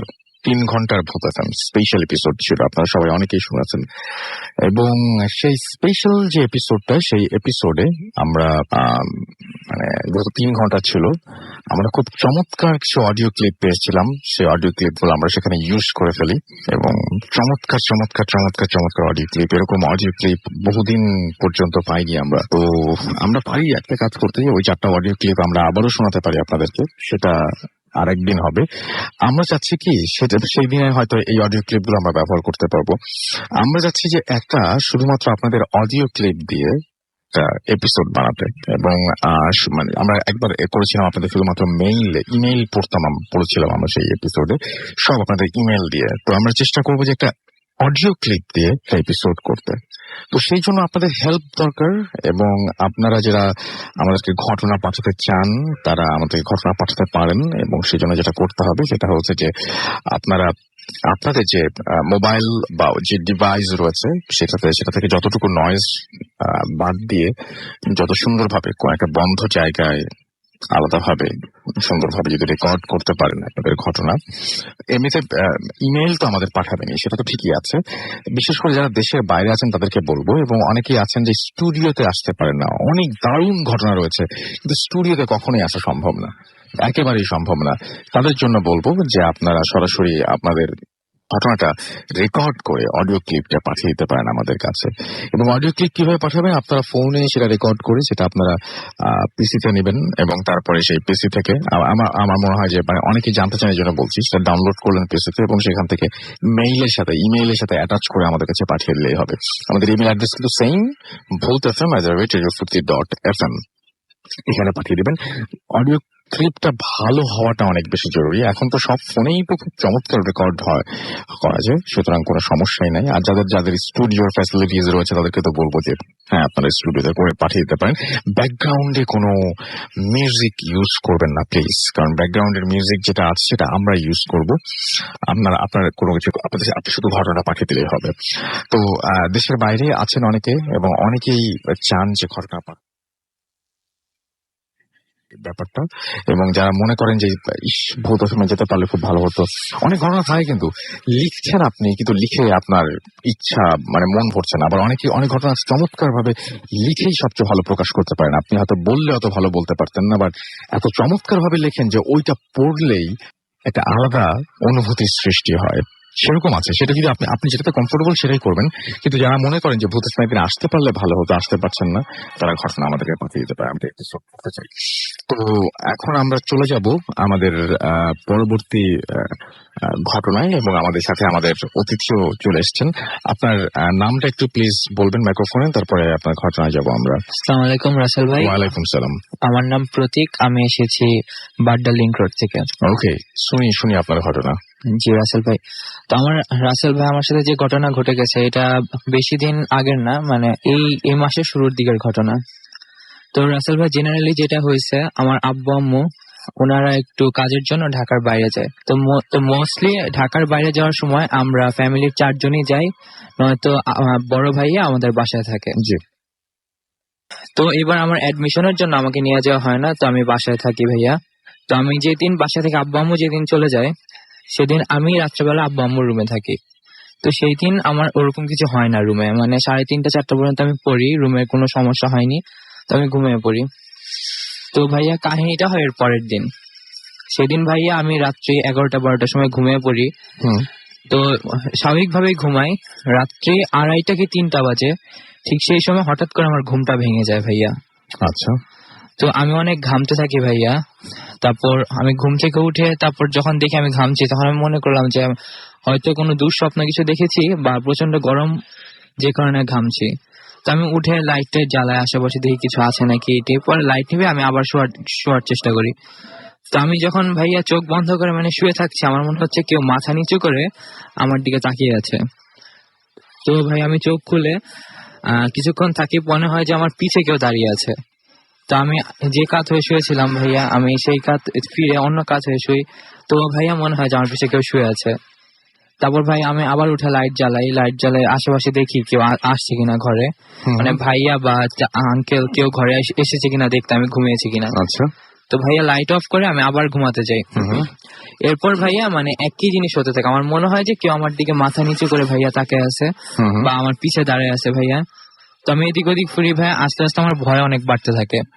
তো ভাই আমার বিছানা ঝাড়ু যে আমি বিছানা করার পর আমি বিছানা ঝাড়ুটা মানে বিছানার ভিতর মানে শুয়ে রেখে দিয়েছিলাম। আচ্ছা। তো ওইটা ভাইয়া মানে সোজা করে রাখা ছিল না যে মানে ওটা পড়ে যাওয়ার কোনো, আর ফ্যানের স্পিড ওরকম ছিল না ভাইয়া যে পড়ে যাবে বা হাত পা লেগেও পড়ে যায় না ভাই। হঠাৎ করে দেখলাম বিছানা ঝাড়ুটা মানে বিছানা থেকে শেদ করে পড়ে গেল নিচে। জি জি, একাই আপনার চোখের সামনে? আমার চোখের সামনে ভাইয়া। মানে আমার এটা দেখে এত ভয় লাগছে, আমি জাস্ট মানে গায়ে কাঁথা ছিল, কাঁথাটা উঠিয়ে আমি দৌড় দিয়ে এক ঘরে ভাইয়ার রুমে চলে গেছি। আচ্ছা। তো ভাইয়ার রুমে চলে গিয়ে সেদিন রাত্রে ভাইয়াকে মানে আমি ডাক্তার দিয়ে আমি ঘরে গিয়ে মানে লাইট অফ করে পরে মানে ভাইয়া এসে পরে আমরা ঘুমাইছি। তো পরের দিন রাত্রে যখন আমি ভাইয়াকে বলতেছিলাম ভাইয়া আজকে রাত্রে আমি আমাদের রুমে মানে আব্বু আম্মুর রুমে ঘুমাবো না, আমি এই রুমে ঘুমাই, তুমি আব্বু আম্মুর রুমে ঘুমাও। তারপর ভাইয়াকে মানে ভাইয়া আমাকে জিজ্ঞেস করতেছিলাম কেন ঘুমাবো না, তো ভাইয়াকে খুলে সবকিছু বললাম। তো বলার পর ভাইয়া বললো যে ওনার সাথেও ঠিক সেম কাহিনী হয়েছে ভাইয়া। আচ্ছা, আপনার ভাই এখানে আছেন, আপনার নামটা একটু প্লিজ বলে তারপরে আপনি আপনার বাকি ঘটনাটা বলবেন। আমি তাহমিদ, তো লিংক রোড থেকে এসেছি, তাহিদের বড় ভাই। তো হ্যাঁ, আমাদের বাসায় সমস্যা যেটা হতো যে ওই রুমে আমি একা থাকতে আমিও ভয় পেতাম। এর আগে আমার সাথে এমন একটা ব্যাপার হয়েছিল যে আমি যখন রাত্রে ওই রুমে একা একা থাকি তখন দেখা যেত যে মনে হতো লাইটের অফ করার পর রুমের ভিতর কেউ একজন আছে বা মানে উপর হয়ে তাকিয়ে থাকলে একটা যেরকম ফিলিং হয় মানুষের যে অন্য কেউ তাকিয়ে আছে বা দেখছে, এরকম একটা অনুভূতি হতো আর কি। তো আমি এই ভয়টা আগে পেতাম, সেই জন্য আর কি আমি একা একা ওই রুমে কখনোই থাকতাম না। তো এই কথাটা যখন ও বলে তখন আমি মানে লিটারেলি বড় ভাই সেই হিসেবে আর কি ওকে সাহস দেওয়ার জন্য ওকে বলছি যে না এরকম কিছু নাই, আমিও তো রুমে ঘুমাই না, আমিও ভয় পাই। তো ও বলে কি আচ্ছা ঠিক আছে। তো পরে ওই দিন আমরা ঘুমায় পড়ি ওই আব্বু আম্মুর রুমে তালা দিয়ে আর কি, সে রুমে থাকি না আমরা। তো পরের দিন যথারীতি আব্বু আম্মুর টাঙ্গা থেকে চলে আসে, ঢাকায় চলে আসে। তো আসার পর আমরা 4 জন একসাথে খাচ্ছি। তো খাওয়ার সময় আম্মুকেও ঘটনাটা বলতেছিল। আচ্ছা। তো আব্বু এখানে ছিল, আব্বু খাচ্ছে। তো ঘটনাটা যখন ও আম্মুকে বলতেছে তখন খেয়াল করলাম যে আব্বুর দিকে তাকিয়ে আছে। তো আব্বু তারপর ওর কথাটা শুনে আব্বু ওর কথাটা শুনলো, আম্মু শুনলো। আম্মু বলে এসব কিছুই না, তুমি রাত্রে সুরেটের উপরে ঘুমাবো, তাহলে আর এরকম কিছু হবে না। তো আব্বু আবার তখন ডিরেক্ট বলে দিল যে আমরা যখন এরপর টাঙ্গাইল যাবো ওই রুমে কারোই থাকার দরকার নেই, ওই রুমটা তালা দিয়ে একা থাক। তো ভালো কথা। তো পরের দিন এটা আমরা আবার আব্বুর সাথে একটু ডিস্টেন্স থাকার কারণে আব্বুকে ডিরেক্ট জিজ্ঞেস করতে পারিনি। তো পরের দিন আমি আম্মুকে জিজ্ঞেস করি যে আম্মু আসলে ব্যাপারটা কি। আম্মু বলে যে আব্বুর নাকি নিজেরও এরকম এক্সপিরিয়েন্স হয়, রাতে যখন একা ওই রুমে থাকে তখন আব্বু নাকি এরকম ফিল করে যে রুমে অন্য কেউ আছে বা আব্বুর গায়ে হাত বুলিয়ে দিচ্ছে, এরকম একটা মানে ফিলিং নাকি আব্বু নিজেও পায়। তো মোট কথা আরেকটা জিনিস বলতে হয় ভাইয়া, যে যখন মাঝে মাঝে আম্মু মানে ঢাকায় থাকতো না কোনো কাজে, আব্বু একা যখন থাকতো আমরা খেয়াল করতাম যে আব্বু লাইট জ্বালিয়ে রাতে ঘুমাচ্ছে। আমরা কখনো এটা নিয়ে কোয়েশ্চেন করিনি, কারণ হয়তো আব্বু কাজ করতেছে বা কোন একটা রিজনে রাত্রে লাইট জ্বালিয়ে রাখছে, তো এই জন্য জিজ্ঞেস করিনি কখনো। কিন্তু পরে আম্মুকে জিজ্ঞেস করার পর আম্মু কথাটা বলে যে আসলে আব্বু নিজে ভয় পায় বা আব্বু নিজে এই জিনিসগুলোতে একটু আনকমফোর্টেবল ফিল করে দেখে রাত্রে আব্বু নিজেও এরকম লাইট জ্বালিয়ে রাখে। তো পরে আর কি ব্যাপারটা আমরা বুঝতে পারি। তো এখন এই ব্যাপারটা বুঝতে পারার পর আর কোনো কথা বাড়েনি। আর পরবর্তীতে এরপর আম্মু আব্বু টাঙ্গাইল রিসেন্টলি যায়নি, আর কোনো ইনসিডেন্ট হয়ও নেই। আচ্ছা, আপনাদের এই বাসাটা তো নিজের বাসা? হ্যাঁ হ্যাঁ হ্যাঁ। আচ্ছা, নিজের বাসা। এখন এই বাসাটায় এরকম ঘটনা ঘটছে, এটা কেন ঘটছে? এটার আসলে কোনো মানে এক্সপ্লেনেশন আমাদের কারো কাছেই না। আব্বুকে আম্মুকে যেভাবে জিজ্ঞেস করেছিলাম তারা কিছুই বলে নাই। তো এতটুকু বলতে পারি যে আব্বু আম্মু যে রুমে থাকে এই রুমে আমার দাদি মারা যায়। আচ্ছা, আমার দাদি মারা যায় এই রুমেই মারা গিয়েছিল ঠিক রাত্রি 3:30 4টার দিকে। এরকম একটা টাইমে ক্যান্সারে মারা গিয়েছিল। তো আমাদের একটা টাইমে আমার আব্বু অনেক সিক হয়ে গিয়েছিল, আব্বুর অনেক বড় একটা ব্যাকবোনের অপারেশন হয়। তো তার আগে আব্বু যখন সিক হয়ে যায় তখন দেখা যায় যে একটা মানুষ যখন অসুস্থ হয় তখন মোটামুটি অনেকেই সাজেস্ট করে যে এটা কি কোনো কুফুরি কালাম কিনা বা কেউ করছে কিনা, ডাক্তার দেখানোর পাশাপাশি এরকম অনেকেই সাজেশন দেয়। তো ওরকম একজন হুজুর দেখানো হয়েছিল। তো আমাদের বাসায় একটা নিম গাছ আছে, আপনাকে বলতে ভুলে গেছি। তো তখন যখন এইভাবে কনসাল্ট করে একজন হুজুরের সাথে, উনি আমাদের বাসায় আসেন। আসার পর তারপর এইসব জিনিস যা সব প্রসিডিওর থাকে এগুলো করার পর আমাদের নিম গাছে একটা তাবিজ পাওয়া যায়। আরেকটা তাবিজ পাওয়া যায়, আমাদের আব্বু আম্মু আরেকটা রুমে থাকতেন তখন, দাদি মারা যাওয়ার পর রুম শিফট করেন তারা। আগে যে রুমটা থাকতেন সেই রুমে একটা শোকেস ছিল। সেই শোকেসের ঠিক নিচু একটা জায়গা যেখানে আর কি মানে শোকেসটা রাখা হয়, মানে নিচু জায়গায় যেখানে হাত দেওয়া পসিবল না, নর্মালি শোকেসে যদি উল্টানো না হয়। এটার নিচে একটা তাবিজ পাওয়া যায়, ওটা পরে শোকেসটা উঠানো হয়, উঠানোর পর নিচে থেকে তাবিজটা বের হয়। এরকম দুইটা তাবিজ পাওয়া যায়। মানে শোকেস আপনারা নড়াননি না? এটা অ্যাকচুয়ালি আব্বুদের মানে আব্বুরা বিয়ের পর ওই রুমেই ছিল, ওটা ওই প্লেসেই ছিল মোটামুটি 10-15 বছর। ওখানে হাত দেওয়া বা ছিল ওটা নিচের জায়গা, তো ওখানে ঝাড়ু দেওয়ারও কোনো উপায় নেই, ওটার উপরেই তো রাখা হয় নর্মালি। তো সেই জন্য আর কি মানে ব্যাপারটা এরকম যে আপনাদের এর পরে বা এই কারণের প্রেক্ষিতে হোক বা যে কোনো কারণেই হোক ওই ঘরে শুলে সবারই কিছু একটা মনে হয়। কি মনে হয় বলেন তো, কি মনে হয়? আর একবার যদি সবাইকে বলি, মানে আপনারা জাস্ট একটু উপলব্ধি করুন যে এই ঘটনাগুলো যে আজকে আপনার রুমে আপনার সাথে ঘটে, কি হয়? ধরেন যে কেউ শুয়ে আছেন, আপনার বাবার তো আমার আব্বু যখন ওই ঘরে শুয়ে থাকে একা, তো গায়ে কাঁথা দিয়ে শুয়ে থাকলে যদি ভালো করে শুনুন, হাত বুলিয়ে দেয়, হাত বুলিয়ে দেওয়ার সময় যে ফিলিংটা হয় হালকা একটা ফিলিং, আর যদি মনে হয় কেউ মানে উপর থেকে দেখছে এবং হাত বুলিয়ে দিচ্ছে, আপনি যখন ফিল করতে পারবেন জিনিসটা, এই ফিলিংটা যখন হয় এরকম একটা ফিলিং আর কি, মানে কেউ একজন আপনাকে দেখছে আপনার গায়ে হাত বুলিয়ে দিচ্ছে। আপনার ফিলিংটা কেমন ছিল? আর আমার ফিলিংটা একটু ডিফারেন্ট ছিল। আমি যখন ওই রুমে থাকতাম আমার মনে হতো যে রুমের ভিতরে আমি ছাড়া অন্য কেউ একজন আছে, এটা আমি অনুভব করতাম। এবং সেম আমার ছোট ভাই এই একই জিনিস অনুভব করে, বাট আমরা আমাদের গায়ে কোনো টাচ কোনো স্পর্শ পাইনি। বাট যে কাত হয়েই ঘুমাই, যেদিকেই তাকাই আমাদের মনে হয় উল্টো পাশে কেউ না কেউ একজন আছে, সামনাসামনি কিছু দেখতে পারি নাই। আমার সাথে কখনো যে ঝাড়ু পড়ে যাওয়া এই টাইপের কিছু হয়নি, যেটা ওর সাথে হয়েছে, কারণ অনেক বেশি ভয় পাইছিল, কিন্তু আমার সাথে এরকম কিছু হয়নি। আচ্ছা, বাট এছাড়া আরেকটা ছোট কাহিনী আমার চাচার ব্যাপারে বলতে চাই। একদিন আমি আপনাকে মানে একটা কথা হয়তো অফ এয়ারে বলেছিলাম যে আমি রাতে গেম খেলি, অনলাইন গেমার হওয়ার কারণে সারা রাত গেম খেলতাম, বেশ রাত হতো ঘুমাতে, 4টা-5টা বেজে যেত। তো আমাদের মানে রাত্রে গেম খেলার কারণে মানে রাত্রেবেলা আমি যখন ওয়াশরুমে যেতাম বা টয়লেটে যেতাম, তো এটা একটা করিডোরের মতো লম্বা একটা জায়গা, ঠিক একেবারে মাথায় ড্রয়িং রুমটা। তো আমরা করিডোরে ঠিক মাঝামাঝি জায়গায় ওয়াশরুম হওয়ার কারণে ওইটা দরজা যখন খুলতে হয় তখন আপনি ড্রয়িং রুমটা দেখতে পাবেন। আচ্ছা, তো ড্রয়িং রুমে যখন আমাদের করিডোরে আবার একটা লাইট আছে, তো ড্রয়িং রুমের লাইট অফ থাকলে করিডোরের লাইট অফ থাকলে ড্রয়িং রুমের একটা মানে পোর্শন দেখা যায়। তো আমি একদিন ওয়াশরুমে ঢুকছি, মানে টয়লেটে যাব, ঢোকার সময় আমি হঠাৎ করে মানে আমার বাম পাশে ড্রয়িং রুমটা পড়বে, তো আমি তাকাই, ওদিকে তাকানোর পর দেখি কি ড্রয়িং রুমের যে সোফা ওখানে আমার চাচা বসে আছে। আচ্ছা, তো আমি তখন আমার কাছে ব্যাপারটা একটু মানে ভয়ঙ্কর মনে হয় নাই, তখন ব্যাপারটা খুব সিম্পল মনে হয়েছিল যে এটা হতেই পারে, আমার চাচা মাঝে মাঝে ঘুম আসে না বলে তার মানে বাচ্চাদের ঘুম পাড়ি ওখানে গিয়ে বসে থাকে, অথবা আমি আসলে তখন গিয়ে যে জিজ্ঞেস করবো এটা আমার মাথায় ছিল না। আমি মানে বাথরুমে যাই, বের হই, লাইটটা অফ করে আমি এসে আমার রুমে শুয়ে পড়ি, সবকিছু নর্মালি হয়। তো পরের দিন আমি পানি খাচ্ছিলাম সকালে ঘুম থেকে, আমার চাচা তখন ওখানে আবার সাইড ধরে পান খাচ্ছিল।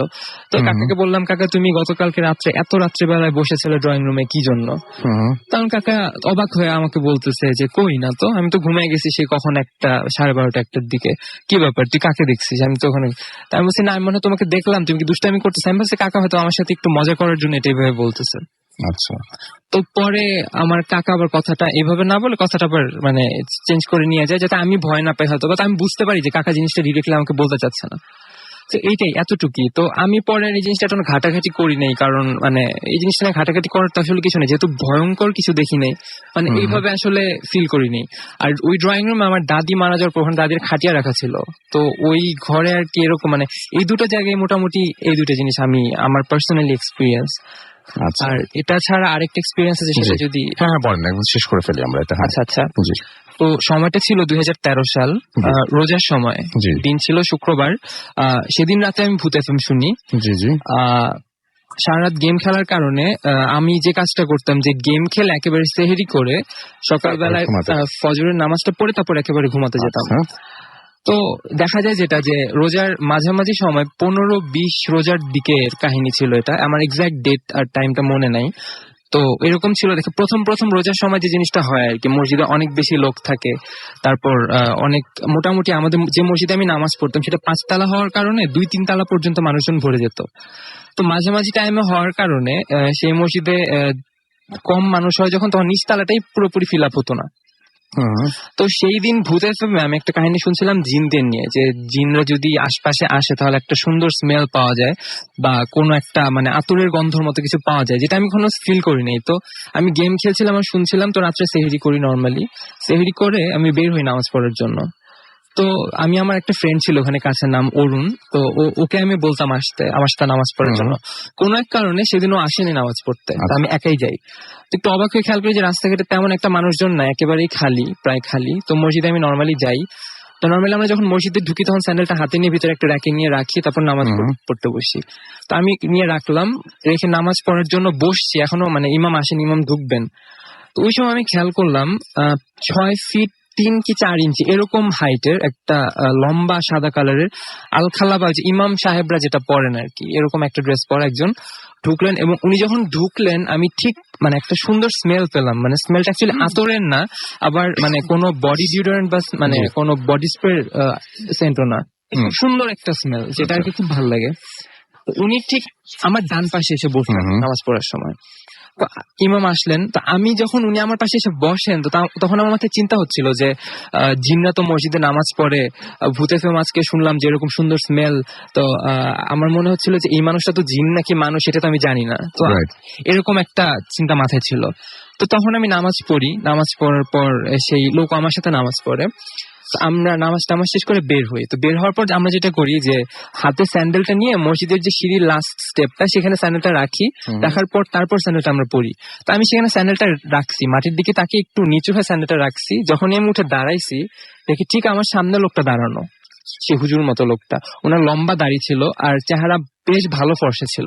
আমরা যেটাকে আর কি মানে অনেকটা বুকিশ হিসেবে জানি যে নুরানি চেহারা বলি যেটাকে আর কি, এরকম টাইপের ছিল। তো আমার এরকম ধারণা হওয়াটা স্বাভাবিক ছিল।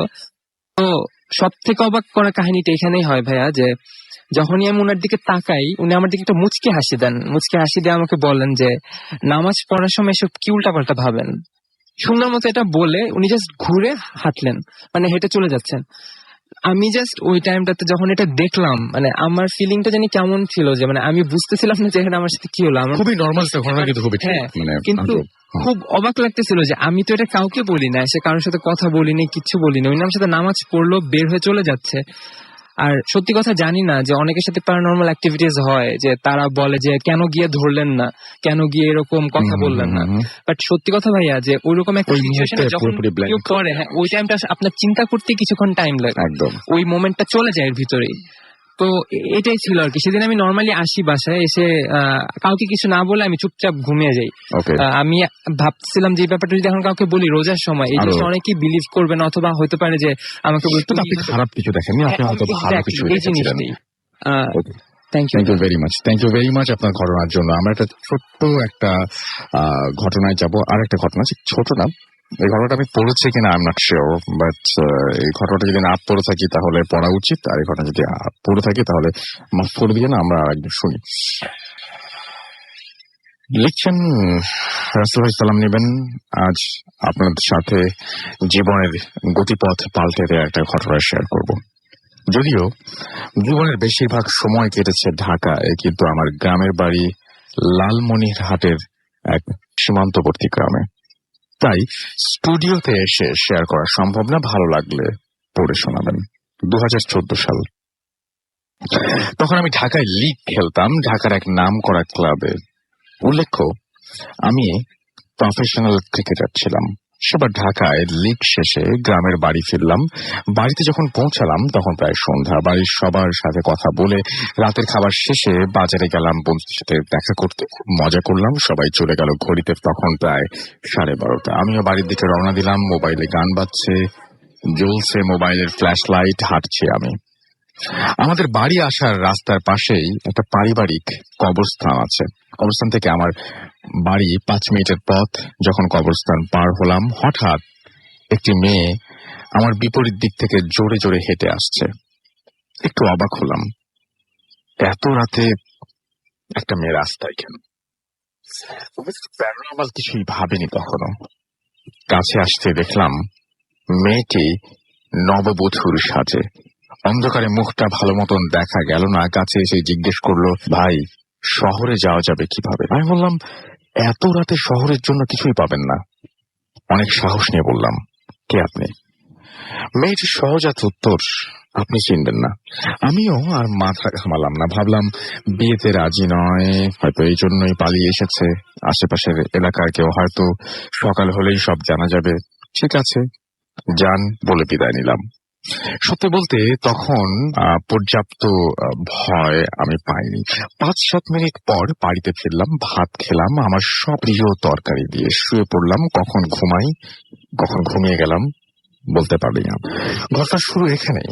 আমার বাড়ির পেছনে একটা মাঝারি ধরনের পুকুর এবং তার কাছেই একটি বড় সুপারি বাগান আছে। আমাদের বাড়ি আসলে এলাকার ছোট ছেলেদের সাথে। এখানেই বাড়ি আসলে আমি মজার ক্রিকেট খেলি। ঘুমানোর পর স্বপ্নে দেখলাম আমাদের বাগানে আমি ক্রিকেট খেলছি। হঠাৎ পুকুর পাড়ের সাথে একটা সুপারি গাছের নিচে বসা একটা মেয়ে আমাকে ডাকলো। কাছে যেতেই দেখি রাতের দেখা সেই মেয়েটি বসে আছে নববধূর সাজেই। আমি বললাম, আরে আপনি এখানে কি করেন? রাতে শহরে যাননি? মেয়েটি বলল, না, আমি তোমাকে একটা জিনিস দিতে এসেছি। কি?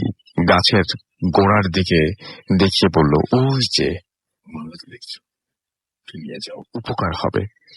মেয়েটি অনেক সুন্দর ছিল। আমি হাঁ করে তাকিয়েছিলাম। হঠাৎ আবিষ্কার করলাম আমি বিছানায়। বুঝলাম স্বপ্ন দেখছি।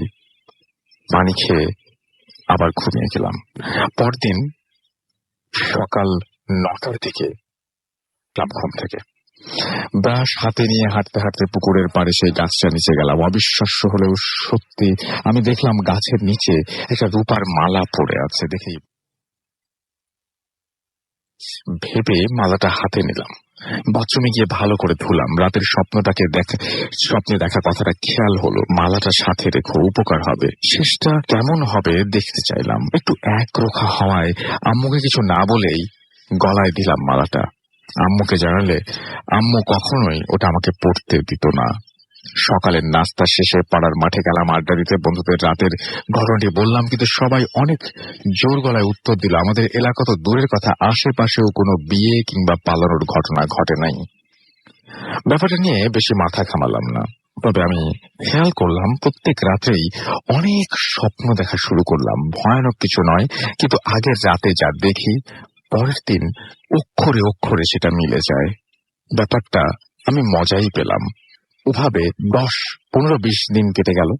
একদিন দুপুরে খেতে বসে আম্মুকে আমার স্বপ্নের ব্যাপারটা জানালাম আর বললাম, দেখো, আজ খালামণি আসবে আমাদের বাসায়। সত্যিই খালামণি আসলো, কিন্তু আম্মু আমাকে নিয়ে টেনশন শুরু করলো। কয়েকদিন পর আমি নিষেধ করা সত্ত্বেও আম্মু একজন দরবেশ টাইপ মানুষ আনলেন বাসায়। অনেক কিছু পরীক্ষা করে দরবেশ বাবা বললেন ওকে পরী আসর করেছে। তিনি আমাকে মালাটি খুলে রাখতে বললেন আর 3 দিনের মাথায় কোনো নদীতে ফেলে দিতে বললেন। আমাদের পুরো বাড়িটা বন্ধ করে দিলেন সেদিন। উনি যাওয়ার পর আমি আম্মুকে মালাটা খুলে দিয়ে ভালো করে রাখতে বললাম। আম্মু আলমারিতে অনেক গোপন ভাবে সংরক্ষণ করলেন মালাটি। সেই রাতে আমি স্বপ্নে দেখলাম ওই নববধূ মেয়েটি আমাকে একটি গাছে বেঁধে রেখেছে, চাবুক দিয়ে মারছে আর বলছে, তুই কেন মালাটি খুললি? আমি তো কোনো অত উপকার করতে চেয়েছিলাম এবং আমি বিয়ে করতে চেয়েছিলাম, কিন্তু তুই তা শুনলি না, এখন তোকে আমি মেরে ফেলবো। আমার যতটুকু মনে পড়ে মেয়েটার আশেপাশে সাদা ধবধবে অনেক লোক ছিল, তারা কি যেন বলা বলি করছিল, কিন্তু আমি তাদের কোনো কিছুই বুঝি নাই, শুধু মেয়েটার কথাই বুঝেছি। প্রচন্ড প্রহার আর মৃত্যুর ভয়ে আমি অজ্ঞান হয়ে যাই। আমার জ্ঞান ফিরে তখন আমি দেখি আমি হাসপাতালের বেডে শুয়ে আছি, আমার সারা শরীরে অসংখ্য মারের দাগ, ডান হাতটা প্রায় অবশ। 6 দিন পর আমাকে বাসায় আনা হয়। আমার আম্মুর কাছে যা শুনি তা এরকম, সেদিন রাতে ঘুমাতে যাওয়ার পর সকালে অনেক ডাকাডাকির পর আমাকে উঠতে না দেখে ঘরের দরজা ভেঙে ফেলা হয়। ঘরের দরজা জানালা সব ঠিক থাকলেও আমি ঘরে ছিলাম না, কিন্তু আমার ঘর থেকে বের হওয়ার দ্বিতীয় কোনো রাস্তাও ছিল না। পরে সব জায়গায় খোঁজ নিয়ে আমাকে কোথাও না পেয়ে আমার মা আবার সেই নাম করা দরবেশ বাবার শরণাপন্ন হন। দরবেশ বাবা আমার মাকে বলেন পরিজা আমাকে নিয়ে গেছে, আর আমাকে ফিরিয়ে আনার উপায় হলো আমার জীবনের একটি ক্ষতি মেনে নেয়া। আমার জীবনে আমাকে বিয়ে দেওয়া যাবে না এবং আমার শরীরের যে কোনো একটি অঙ্গ অচল হয়ে যাবে। নিরুপায় হয়ে আমার মা 2 নাম্বার তাই বেছে নিলেন। এরপর আমি নিখোঁজ হওয়ায় তৃতীয় সকালে অজ্ঞান অবস্থায় বাসার ছাদে আমাকে পাওয়া যায়। আমি বাড়িতে আসার পর অনেক তাবিজ কবজ বেঁধে দেওয়া হয় আমাকে, আমার শরীরের বিভিন্ন অংশে। এরপর আর খারাপ কিছু ঘটেনি, কিন্তু আমি প্রায়ই আমার সাথে দ্বিতীয় কারো অস্তিত্ব অনুভব করি। কিন্তু আমি হারিয়েছি আমার ডান হাত, যে জন্য বিদায় দিতে হয়েছে আমার সম্ভাবনাময় ক্রিকেট থেকে। অনেক চিকিৎসার পর এখন হাতের অবস্থা কিছুটা ভালো, কিন্তু ডাক্তার বলেছে আরো মাস 6 লাগবে সম্পূর্ণ সুস্থ হতে। কিন্তু দরবেশ বাবা বলছেন পরীর কার্যকারিতা আরো 8 মাস পর শেষ হবে, তারপর আল্লাহ চাইলে আমি আবার সুস্থ হব। সবাই দোয়া করবেন যেন আবার ফিরতে পারি ক্রিকেটে। আল্লাহ হাফিজ। শোভন লিখেছেন এই ঘটনাটি, একজন ক্রিকেটারের কাহিনী। এবং আমরা চাই যে বাংলাদেশের যে কোনো ক্রিকেটার যারা ক্রিকেট নিয়ে আছেন তাদের সবাই ক্রিকেটে ফিরে আসবেন, এটাই আমরা আশা করবো। শোভন ফিরে আসবেন এবং শোভন অনেক দূরে থাকেন, ঢাকা থেকে সীমান্তবর্তী একটা এলাকায় লালমনিরহাট, সেখান থেকে এই ঘটনাটা পাঠানোর জন্য আপনাকে অসংখ্য ধন্যবাদ। এবং আমরা দোয়া করছি আল্লাহর কাছে যে আপনি যেন আবারও সুস্থ হয়ে ক্রিকেটে ফিরে আসেন, এবং আশা করবো সেটা। এবং আমাদের অবশ্যই ইমেইল করে জানাবেন যদি আপনি সুস্থ হন, এবং আপনার সুস্থতার পরে আমাদের জানাবেন সেটা। আমরা চলে যাচ্ছি একটা ছোট্ট বিরতিতে, বিরতির পরে আবারও ফিরে আসবো। সেই পর্যন্ত আশা করছি আমাদের সঙ্গেই থাকবেন, কোথাও যাবেন না। এবং তার আগে জানিয়ে দিয়ে আমাদের SMS করতে হলে মোবাইলের মেসেজ অপশনে গিয়ে টাইপ করতে হবে ফুর্তি, FORTI ফুর্তি, স্পেস দিয়ে লিখতে হবে আপনার নাম, স্পেস দিয়ে আপনার মেসেজ পাঠিয়ে দিতে হবে 9840 নাম্বারে। আমাদের ইমেইল করতে হলে আমাদের ইমেল অ্যাড্রেস হচ্ছে bhutfm@radiofurti.fm, which is BHWTFM@RADIOFORTA.FM। আপনার নাম, ঠিকানা এবং ফোন নাম্বার সহ আপনার জীবনে ঘটে যাওয়া বা আপনার জানা সেরা ঘটনা লিখে পাঠিয়ে দিন আমাদের কাছে। ঘটনার শুরুতে অবশ্যই উল্লেখ করুন যে ঘটনাটি আপনারা স্টুডিওতে এসে শেয়ার করতে চান, নাকি আপনারা চান আপনার ঘটনা আমরা পড়ে শোনাই। আর যারা দেশের বাইরে রয়েছেন তারা অডিও ক্লিপ পাঠিয়ে দিতে পারেন আমাদের কাছে। আর সে সাথে আমরা একটু আগেই একটা ঘোষণা দিয়েছি যে একটা অডিও ক্লিপ নিয়ে আমরা একটা এপিসোড করতে চাই। সো অবশ্যই যারা আমাদের অনেকে ইন্ডিয়া থেকে ঘটনা পাঠান, তাদের তো আসা খুব ডিফিকাল্ট হয়ে যায় ঢাকায় এসে আমাদের স্টুডিওতে এসে শেয়ার করা। তাদেরকে বলছি, যারা আমাদের দেশে প্রবাসী ভাই বোনেরা রয়েছেন তাদেরকে বলবো, এবং পৃথিবীর যেখানেই বাঙালি রয়েছেন তাদের সবাইকে বলবো যে আপনারা আপনাদের ঘটনা লিখে পাঠিয়ে দিন অথবা রেকর্ড করে পাঠিয়ে দিন আমাদের কাছে। আমাদের অ্যাড্রেসটা হচ্ছে bhutfm@radiofurti.fm। চলে যাচ্ছি একটা ছোট্ট বিরতিতে, ফিরে আসবো একটু পরে। সেই পর্যন্ত আমাদের সঙ্গেই থাকুন। স্টে টিউনড টু রেডিও ফুর্তি এন্ড ডোন্ট স্টপ দ্য ফুর্তি। Bhoot FM, the night on the line.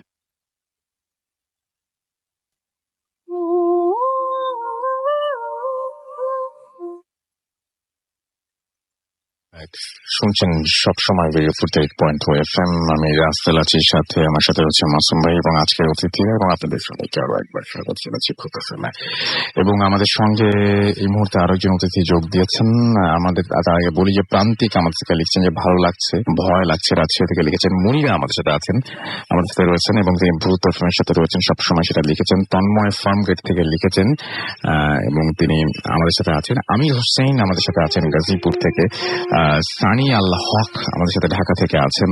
এছাড়াও আমাদের সাথে রয়েছেন এমডি ইমরান এবং বৃষ্টি। এছাড়াও শোভন আমাদের সাথে আছেন। এছাড়াও আমাদের সাথে রয়েছে শোভন নাম লিখে অনেকগুলো জিজ্ঞাসাবোধক চিহ্ন দিয়েছেন, আমি জানি না কেন। সাগর লুনা খুলনা থেকে আমার সাথে রয়েছেন এবং আমাদের সাথে রয়েছেন দেখতে পাচ্ছি ফুর্তি তানভীর। এছাড়াও আমার সাথে রয়েছেন দেখতে পাচ্ছি মুগ্ধ থেকে, ময়মনসিংহ থেকে, ভূত এফএম মিস করা যায় না তাই লিখেছেন। আমার সাথে রয়েছেন দেখতে পাচ্ছি চাঁপাইনবাবগঞ্জ থেকে মেহেদি হাসান এমিল এবং আমাদের সাথে রয়েছেন দেখতে পাচ্ছি অর্ঘ্য এবং সিলেট থেকে আছেন শামীম রন্তু আমাদের সাথে রয়েছেন খুলনা থেকে নেভি ক্যাম্প থেকে। আমার সাথে রয়েছেন শাহান খিলগাঁও থেকে। এছাড়াও আমার সাথে আলভি রয়েছেন। আমার সাথে রয়েছেন সোহাগ বাগেরহাট থেকে।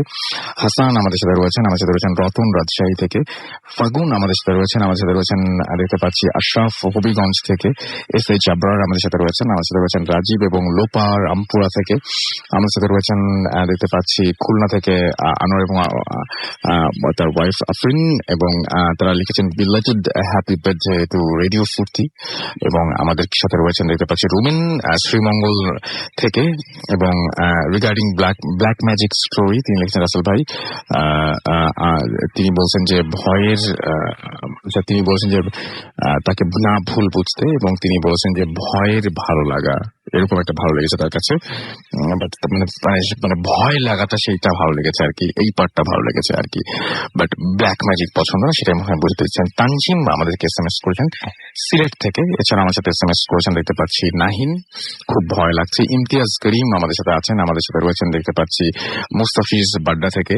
এছাড়া আমার সাথে রয়েছেন কিশোরগঞ্জ থেকে। আমার সাথে রয়েছেন আলভি। এছাড়া আমার সাথে হামিম রয়েছেন, শাহিন রয়েছেন আমাদের সাথে। আমার সাথে রয়েছেন রুবি হাতিঝিল থেকে। আরো অনেকে আমাদের সাথে রয়েছেন। আপনি যদি থাকতে চান তাহলে মোবাইলের মেসেজ অপশনে গিয়ে টাইপ করুন ফুর্তি FORTI ফুর্তি, স্পেস দিয়ে লিখুন আপনার নাম, স্পেস দিয়ে আপনার মেসেজ, পাঠিয়ে দিন 9840 নাম্বারে।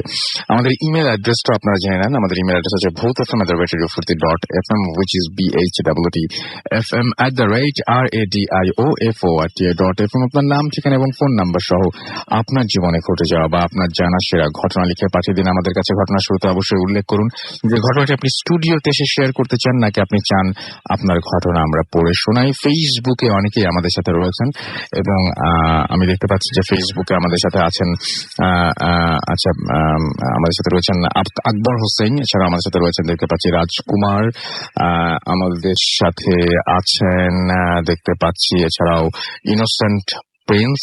এছাড়া আমাদের সাথে রয়েছেন দেখতে পাচ্ছি সাকলাইন আহমেদ। এছাড়া আমাদের সাথে আছেন সাইল।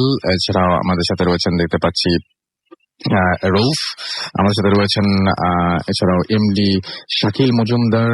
এছাড়াও সত্যজিৎ রয় আমাদের সাথে রয়েছেন। আমাদের সাথে রয়েছেন অজয় বিশ্বাস। আমাদের সাথে রয়েছেন অমি হাসান। এছাড়াও আমাদের সাথে রয়েছেন নাইমুর ইসলাম দুর্জয়। আমাদের সাথে রয়েছেন দেখতে পাচ্ছি রৌফ ইসলাম। আমাদের সাথে রয়েছেন দেখতে পাচ্ছি এছাড়াও তন্নি মজুমদার এবং এবং এবং আমাদের সাথে রয়েছেন দেখতে পাচ্ছি দেবাশিস সহ আরো অনেকে। তো আমরা আবারও আপনাদের এসএমএস এবং আপনাদের সবকিছুতে ফিরে আসবো এবং আমরা এখন যেটা করবো সেটা হচ্ছে যে সরাসরি ঘটনায় চলে যাব। আপনার নামটা প্লিজ একটু বলবেন, তারপর আপনার ঘটনায় আসবো আমরা। ধন্যবাদ রাসেল ভাই। আমার নাম সাদত আহমেদ বিতান। জি, আমি যে ঘটনাটি আজকে আপনার বলবো সেটি হচ্ছে অনেক পুরোনো, আগে 1970 সালের ঘটনা। জি, আমার বাড়ি হচ্ছে রাজবাড়ী জেলা পাংশা থানা সাউরাইল গ্রাম, খুব অজপাড়া গা। এখনো সেখানে কারেন্ট বিদ্যুৎ পৌঁছায় নেই এমন জায়গা। যাই হোক, আমি তখন ক্লাস 8-এ পড়ি। তা একদিন হঠাৎ শুনতে পেলাম যে আমাদের, আরেকটু বলে নেওয়া ভালো, যে আমাদের নদী স্কুল থেকে আধা কিলোমিটার দূরে হবে একটা নদী। নদীর ধারে খুব নির্জন একটা জায়গা, বাড়ি ঘর শূন্য, নাই বললেই চলে। হ্যাঁ, একটা কালী ঘর আছে, বট গাছ আছে, বট গাছের নিচে একটা কালী মন্দির আছে। তো মন্দিরটা যেহেতু মনে হয় খুব পূজা টুজা খুব একটা করা হয় না, অবহেলিত, ময়লা টয়লা ধরে অপরিষ্কার একটা পরিবেশ।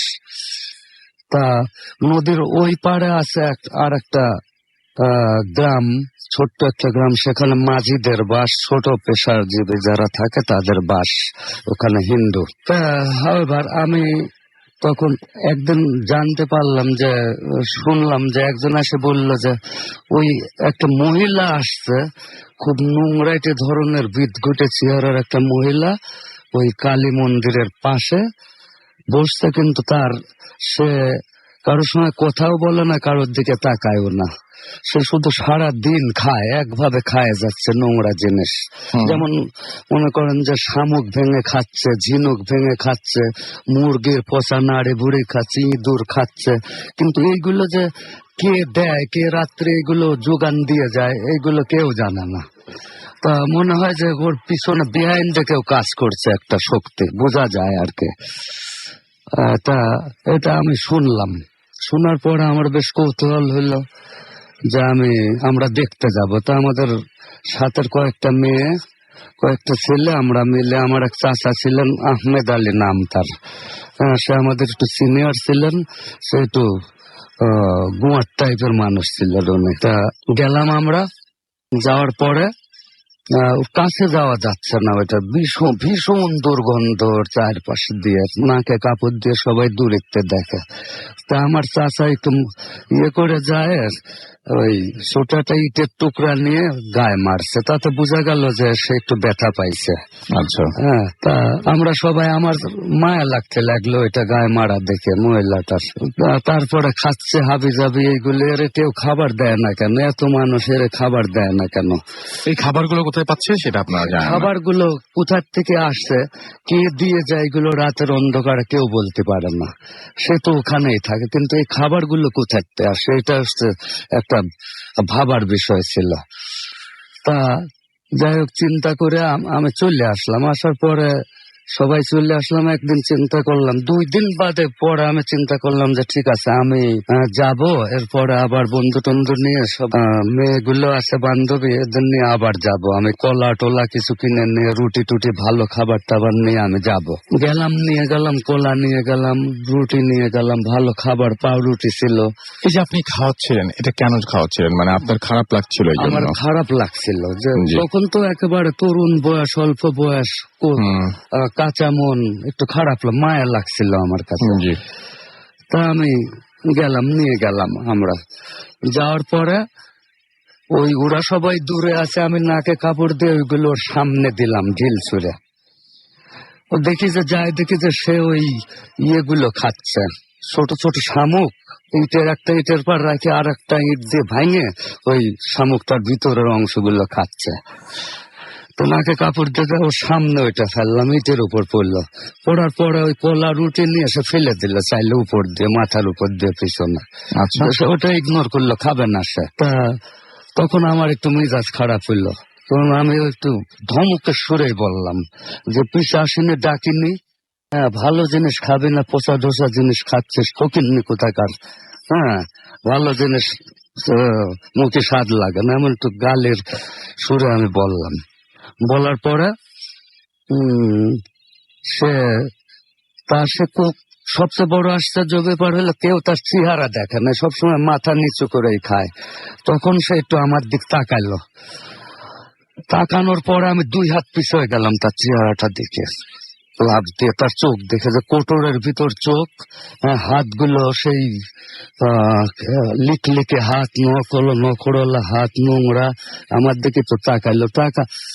সবচেয়ে বড় মজার ব্যাপার হচ্ছে, সে যে কথা বললো, মেয়ে মানুষ, কথাটা ছিল তার নজাল এবং পুরুষের কণ্ঠ। পুরুষের কণ্ঠ, কথাটা জাস্ট এরকম বললো। আমার এখনো মনে আছে, হাসি দিয়ে, যে তোরটাও খাবো। হ্যাঁ, তখন আমি আরো ভয় পেয়ে গেলাম যে কি রে, মেয়ে লোকের গলা পুরুষ মানুষের মতো কেন, আবার নাকে। তা চিন্তা করে আমি পিছিয়ে আসলাম। তখন তো অত কম বয়স, অত তো আর পড়তে, ব্যাপারটা আমার উপরে খুব প্রভাব ফেলছিল। তা আমি ওইটা নিয়ে ভাবছিলাম। তারপরে রাত্রে আমি শুয়েছি, ওই দিন রাত্রে আমি শুয়েছি, এবং আমরা 2 ভাই, আমার ছোট এক ভাই ছিল কোচি নাম তার, আমরা 2 জন দাদির কাছে কোলের ভিতর শোয়ার জন্য আমরা একটু ঝগড়া করতাম, ডেলি এটা হইতো। তো দাদি ডেলি করতেন কি, মাঝে শুয়ে আমাদের সাইডে দিতেন। তো দাদি মাঝে শুয়ে আছে, আমি চিন্তা করতে করতে ওই ব্যাপার নিয়ে ভাবছিলাম। তখন একটু একটু তন্দ্রা আসলো আমার, ঘুমও না আবার জাগাও না। তখন 12টা পার হয়ে গেছে রাত। বেশ হালকা হালকা আলো, জানলা খোলা।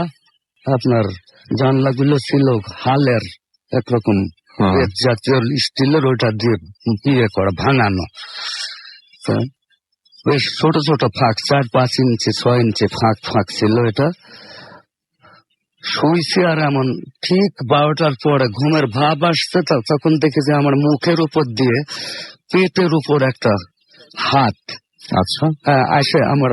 ওটা কিন্তু আমি দেখি নাই, কিসের জন্য পেটে মুখের উপর দিয়ে পেটের উপর আসলো, বোঝা গেল একটা পেটের উপর হাতটা এসে ইয়ে দেবে। আর আমি আধো জাগো অবস্থায় আমি তাড়াতাড়ি তাকায় লাফ দিয়ে উঠছি। লাফ দিয়ে তাড়াতাড়ি দেখতে দেখতে আমি দেখলাম যে একটা লিকলিকে হাত আমার নাকের উপর দিয়ে চলে গেল, মাথার উপর দিয়ে জানলা দিয়ে বের করে নিল।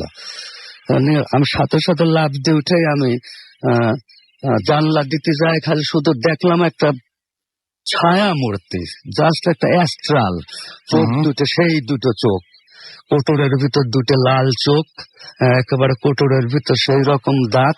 সেই পিছায় গেল, এটা পিছার মানে সে পিছায় যাইতে যাইতে আমি জানলাটা দিয়ে দিলাম, খট করে দিয়ে দাদির কাছে বললাম কাঁপতে কাঁপতে, দাদি এই অবস্থা দেখেন। তখন দাদি বললেন যে না, ও কিছু না, দোয়া পরে আয়তাল করছি, পরে শুয়ে পড়, আমি তোরে ঝেড়ে দিচ্ছি ফু দিয়ে। তারপর শুয়ে থাকলাম। শুয়ে আমার আর ঘুম হইল না, সারা রাত আমি চিন্তা করতেছি, একটু শয়তানের চিন্তা। তখন মানে আমাদের ফ্যামিলিটা ছিল খুব নাম করা ডাক সাইটের ফ্যামিলি, মোটামুটি সবাই ভয় পাইতো গ্রামের। সেই হিসাবে আমার একটু মনোবল পাওয়ার ছিল, আমি একটু বেশ সাহসী ছিলাম। পরে আমি চিন্তা করে বের করছি যে আমি ওইটার এমন শিক্ষা দেব যে ওইটার অস্তিত্বই রাখবো না। একটা ফ্যান ছিল খেজুরের গাছ কাটা, ওইটা নিয়ে আমি রওনা দিলাম যে ঠিক দুপুর টাইমে যখন কেউ না থাকে তখন আমি ওই জায়গায় যাবো, একটা ঘাড়ের পর কোপ দেবো। আমার প্রয়োজনে আমি নানা বাড়ি চলে যায় পড়াশোনা করব, কিন্তু ওইটারে আমি দেখে নিব। হ্যাঁ, তারপর যাওয়ার সময় গেছি, যাই দেখি যে কোনো কিচ্ছু নাই, কোনো সারা শব্দও না, একটা পাতা পড়ার পরিবেশও নাই। হ্যাঁ, একেবারে অপার্থিব একটা পরিবেশ হয়ে গেছে ওই জায়গা। তখন যাই দেখি ফ্যানটা আবার নিয়ে গেছে কাপড়ের ভিতর, যাতে কেউ না দেখে। কেন দেখে? যদি ওইটা খুনটা কেউ যদি দেখে তাহলে প্রুভ হয়ে যাবে এই জিনিসটা, সেই জন্য খুব সামলিয়ে নিয়ে গেছে। যায় ও মা, দূরে যায় দেখি যে নাই, ওইটা নেই। কাছে যায় দেখলাম যে একটা কৌটা সিঁদুর, একটা খড়গ আর একটা ত্রিশূল, এই 3টা পড়ে আছে ওই জায়গায়। তখন আমার মনে হইলো যে এটার এটার কারণটা কি। তখন আমি চিন্তা করে দেখলাম যে ওই পাড়ে যে হিন্দু যে একটা পাড়া ছিল, ওই যে ছোট পেশার যারা থাকতো, ওদের ভিতরে কোনো বৃদ্ধ সাধন করতো, ওই ডাকিনী বিদ্যা প্র্যাকটিস করতো, এবং ওর দ্বারাই ওইটা পরিচালিত হচ্ছে। ওইটা যে ওর দ্বারা পরিচালিত হচ্ছে এর ভিতর কোনো সন্দেহ নেই। তো আমি চিন্তা করলাম, কিন্তু গ্রামের মানুষ অত কিছু জানে না, ওরা জানে পাগলি, ও খাচ্ছে পেট বাঁচানোর জন্য, এর বাইরে ওরা আর কিছু জানে না। তাছাড়া তখন মানুষজন অনেক কম ছিল, পাকিস্তান পিরিয়ড তো, স্বাধীনতার 1 বছর আগে। তা আমি তো বই টই পড়তাম মোটামুটি, মাসুদ রানা, কুয়াশা, সেই সময় বিভিন্ন ছিল। তখন আমার একটু চিন্তা আসছে যে আমার মনে হয় এটা কোন তান্ত্রিক দ্বারা পরিচালিত হচ্ছে, ওর সেই চালাচ্ছে, ওই উঠায় নিয়ে গেছে, আমাদের পরিবারের নজর পড়ছে, ওই মনে হয় ওই উপাড়েতে ওই উড়াইকে উঠায় নিয়ে গেছে। তো যাই হোক, আমি পেলাম না, আমি গেলাম। কিন্তু সবচেয়ে মজার ব্যাপার হচ্ছে আমার চাচাটা যে ঢিল ছুটছিল, তার গা ব্যথা যে লাগছিল, এই চাচাটা আস্তে আস্তে অ্যাবনর্মাল হইতে শুরু করলো, অস্বাভাবিক তার চালচলন হয়ে গেল, কথাবার্তা। চাচার নাম ছিল আহমদ আলী, আমি বলে দিলাম নাম, উনি এখনো আছেন, উনি এখনো অ্যাবনর্মাল। তা সবাই দাদি টাদিরা বড় অবস্থা, তো দাদির নামে অনেক জমি ছিল, চাচারে দিয়ে দিচ্ছেন সব দাদির লেখে, ছোট ছেলে আদর করে। কিন্তু ওই অবস্থা থেকে সবাই বিয়ে দেওয়া হলো। তারা বিয়ে করার কিছুদিন পরে বউটা সুইসাইড করলো, হ্যাঁ, বাই হ্যাঙ্গিং। সুইসাইড করার পরে সে আবার ওই রকম অ্যাবনর্মাল হয়ে গেলে জমিগুলো কেউ একটা কলা দিলে, কেউ একটা বিড়ি দিলে পারে লিখে দিয়ে দেয়, তারা সই দিয়ে দেয়, এমন অবস্থা। এখন উনি অ্যাবনর্মাল অবস্থায় আছেন। তা আমার ঘটনা হচ্ছে এইটাই হচ্ছে। থ্যাংক ইউ ভেরি মাচ আপনার ঘটনার জন্য, অনেক ধন্যবাদ আপনাকে। আমরা চলে যাচ্ছি কিছু কমেন্টে, এবং আমি দেখতে পাচ্ছি আমাদের সাথে অর্থহীন জাহিদ লিখেছেন যে ভয় লাগলো 1970-র যে ঘটনাটা শুনলাম, মানে এখন যে ঘটনাটা শুনলাম সেটার কথা তিনি বলছেন, এবং তিনি বলছেন যে এরকম ঘটনা চাই। অনেকদিন পর থেকে ভূত এফএম সময় পেলাম শোনার, আমাদেরকে সৃজন লিখেছেন এটা। আমরা চাই আপনাকে একটু সময় বের করে রেগুলার আমাদের ভূত এফএম শুনতে। হামদান বিশ্বাস আমাদের সাথে আছেন, এবং কেমন আছেন এই ফার্স্ট টাইম কমেন্ট করছি লিখেছেন। এমডি আসিফ মাহমুদ আমাদের সাথে রয়েছেন, আমাদের সাথে রয়েছেন মোহাম্মদ সিটু, আমাদের সাথে রয়েছেন বাঁধন সাহা, এছাড়া মাহবুব তারেক আমাদের সাথে রয়েছেন। খুব ভয় লাগছে সেটা তিনি জানিয়েছেন আমাদেরকে। এবং আচ্ছা, আমাদেরকে লিখেছেন যে অনলাইনে ডিরেক্ট শুনবো কিভাবে। আপনি অ্যাপ নামিয়ে নিন। আপনার যেটা করতে হবে সেটা হচ্ছে আপনি iOS বা আইফোন ব্যবহার করেন, আর আপনি যে কি বলবো যে অ্যান্ড্রয়েড ব্যবহার করেন, যেটাই হোক না কেন, আপনি iOS বা গুগল প্লে বা অ্যাপ স্টোর যেখানে যান না কেন, সেখানে গিয়ে রেডিও ফুর্তি টাইপ করলে আপনি দেখবেন যে রেডিও ফুর্তির অ্যাপ পেয়ে যাচ্ছেন। সেখান থেকে আপনি ডিরেক্টলি রেডিও ফুর্তির অ্যাপ নামিয়ে শুনতে পারেন। 2 নম্বর স্টোরিটা এত ভয় লিখেছেন ইমন ভৌমিক, এছাড়াও ফারিয়া ফারজানা অ্যানি আমাদের সাথে লিখেছেন, এবং আমাদের সাথে রয়েছেন দেখতে পাচ্ছি, এছাড়াও দেখতে পাচ্ছি ইমরুল ইসলাম জহিরুল আমাদের সাথে রয়েছেন। Story was good. Helal Uddin আমাদের সাথে আছেন, এবং রাজশাহী থেকে তিনি লিখেছেন, তিনি শুনছেন আমাদেরকে। ফয়সাল আমাদের সাথে রয়েছেন, আমাদের সাথে রয়েছেন রাহিন আক্তার এলিট নারায়ণগঞ্জ থেকে। এছাড়া আমাদের সাথে রয়েছেন অলিভ, শাকিল আমাদের সাথে আছেন, সাগর আছেন আমাদের সাথে রয়েছেন দেখতে পাচ্ছি জেরিন বরিশাল থেকে, এছাড়াও আনিশা আমাদের সাথে রয়েছেন বনশ্রী থেকে, আমাদের সাথে রয়েছেন এমডি পারভেজ, এছাড়াও শান্ত মজিদ আমাদের সাথে রয়েছেন, আমাদের সাথে রয়েছেন দেখতে পাচ্ছি ফিরোজ ওয়াবদা থেকে, আতিকুল আমাদের সাথে রয়েছেন, এফএম জাহিদ আমাদের সাথে আছেন, আমাদের সাথে রয়েছেন দেখতে পাচ্ছি মেসি, এছাড়াও জেরিন এবং নাহিদা আমাদের সাথে রয়েছেন, আমাদের সাথে রয়েছেন তৃষা এবং বিদেশ আমাদের সাথে রয়েছেন দেখতে পাচ্ছি উইলসন সহ আরো অনেকে। সো যারা আমাদের সঙ্গে রয়েছেন তাদেরকে অনেক অনেক অনেক অনেক ধন্যবাদ। আমরা একটা ছোট্ট বিরতি নিব, এবং বিরতির পরে আবারও ফিরে আসছি। সেই পর্যন্ত আমাদের সঙ্গেই থাকুন। স্টে টিউনড টু রেডিও ফুর্তি এন্ড ডোন্ট স্টপ দ্য ফুর্তি। ভূত এফএম নাইট comes alive.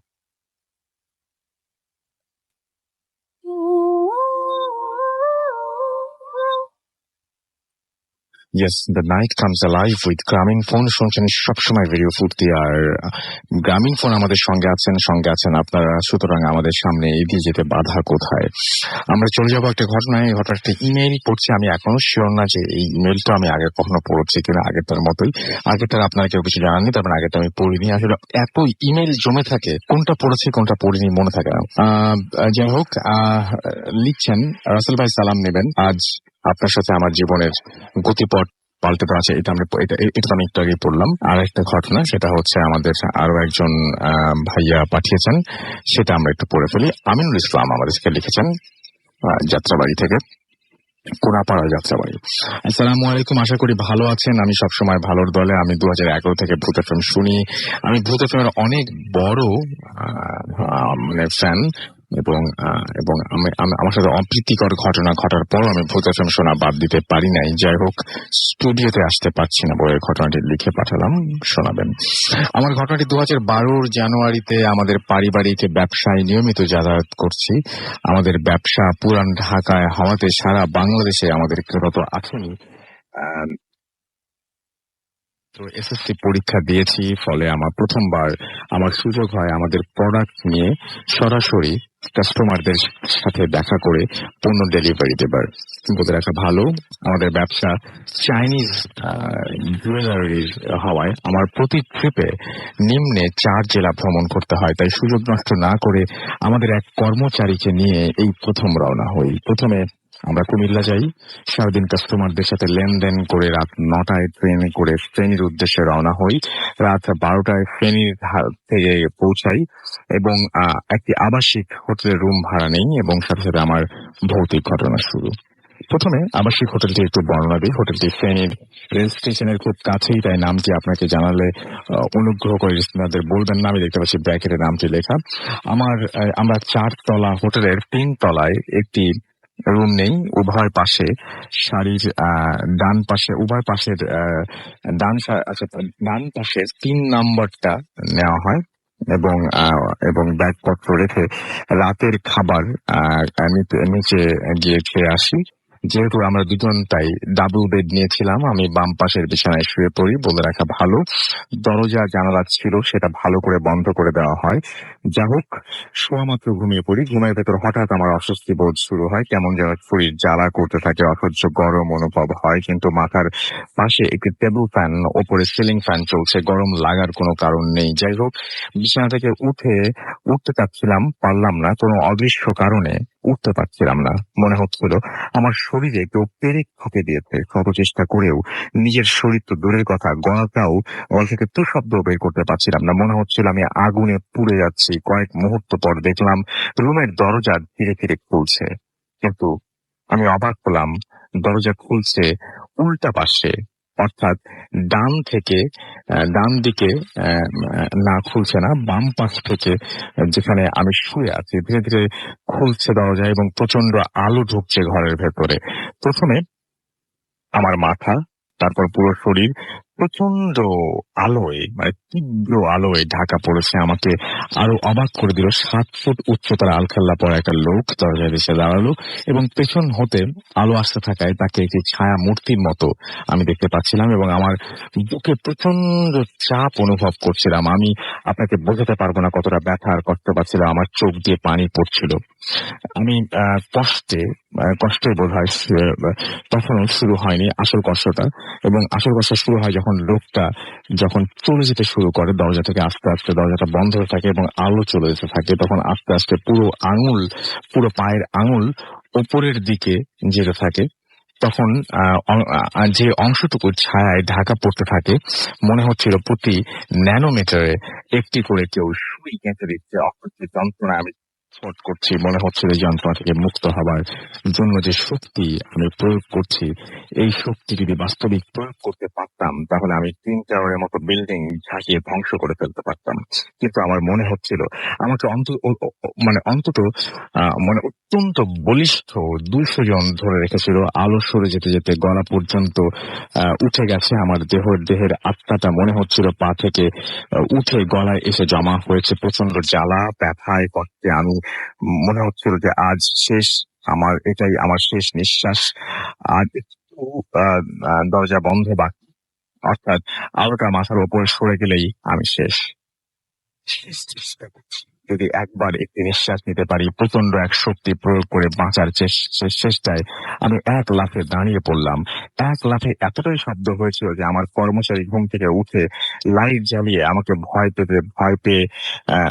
ভয় পেয়ে যেতে দেখে দেখে আমার আমার মুখ থেকে রক্ত মিশ্রিত ফেনা বের হচ্ছিল এবং আমি এতটাই কাঁপছিলাম যে আমাকে দেখে মনে হচ্ছিল যে আমাকে দেখে ভয় এসে আমাকে ফেলে দৌড়ে রুম থেকে চলে যায়। কিন্তু আমি এতটাই ঘুরেছিলাম যে আমি কোনো প্রতিক্রিয়া করছিলাম না। শুধু আমি দেখছিলাম আমার কর্মচারী হোটেলের অন্যান্য লোকদের নিয়ে এসেছে এবং তারা নানা প্রাথমিক চিকিৎসা দেওয়ার চেষ্টা করছিল আমাকে। আমি জ্ঞান হারাই এবং জ্ঞান ছিঁড়ে 2 দিন পর আমাকে ওই রাতেই ঢাকায় ইমার্জেন্সিতে ঢাকায় নিয়ে আসা হয় এবং ডাক্তার বলেন আরেকটু দেরি হলে আমি মারা যেতাম। কিন্তু আমি মৃত্যু কত কাছে ছিলাম তা আমি ছাড়া কেউ জানে না। পরে জানতে পারি ওই হোটেলের পাশে একটা খ্রিস্টান কবরস্থান রয়েছে, 18 শতক বা তার পুরাতন, যেখানে ওইখানকার লোকজন তো দূরের কথা, কোনো নতুন কবরও দেয়া হয় না। কবর দেওয়া হয় না। অনেক লোক বিনা কারণে ওখানে মারা গেছে ওই কবরস্থানের আশেপাশে। 4 বছর হয়ে যাবার পরও আমি সে রাতের কথা চিন্তা করলে আমি এখনো ভয় পাই। এই অভিজ্ঞতা আরো যদি হয়, সেজন্য সবাইকে না হয়, সেজন্য সবাইকে দোয়া করতে সবাইকে দোয়া করতে বলছেন হয়তো তিনি, এবং আমাদের সবাই দোয়া করবেন যাতে ওই অভিশপ্ত রাতের কথা আমি ভুলে থাকতে পারি, এবং সবাইকে প্রতিদিন সহ সবার সুমঙ্গল কামনা করেছেন তিনি। Thank you very much. এই ঘটনাটা খুব চমৎকার ছিল। আমি জানি না আপনাদের কেমন লাগলো, বাট আমার কাছে অনেক ভালো লেগেছে। তো এই ছিল মোটামুটি আজকের ভূত FM। সময় শেষ হয়ে গেছে, আমাদের বিদায় নিতে হবে এবং কথা হবে আবারও আগামী সপ্তাহে। তবে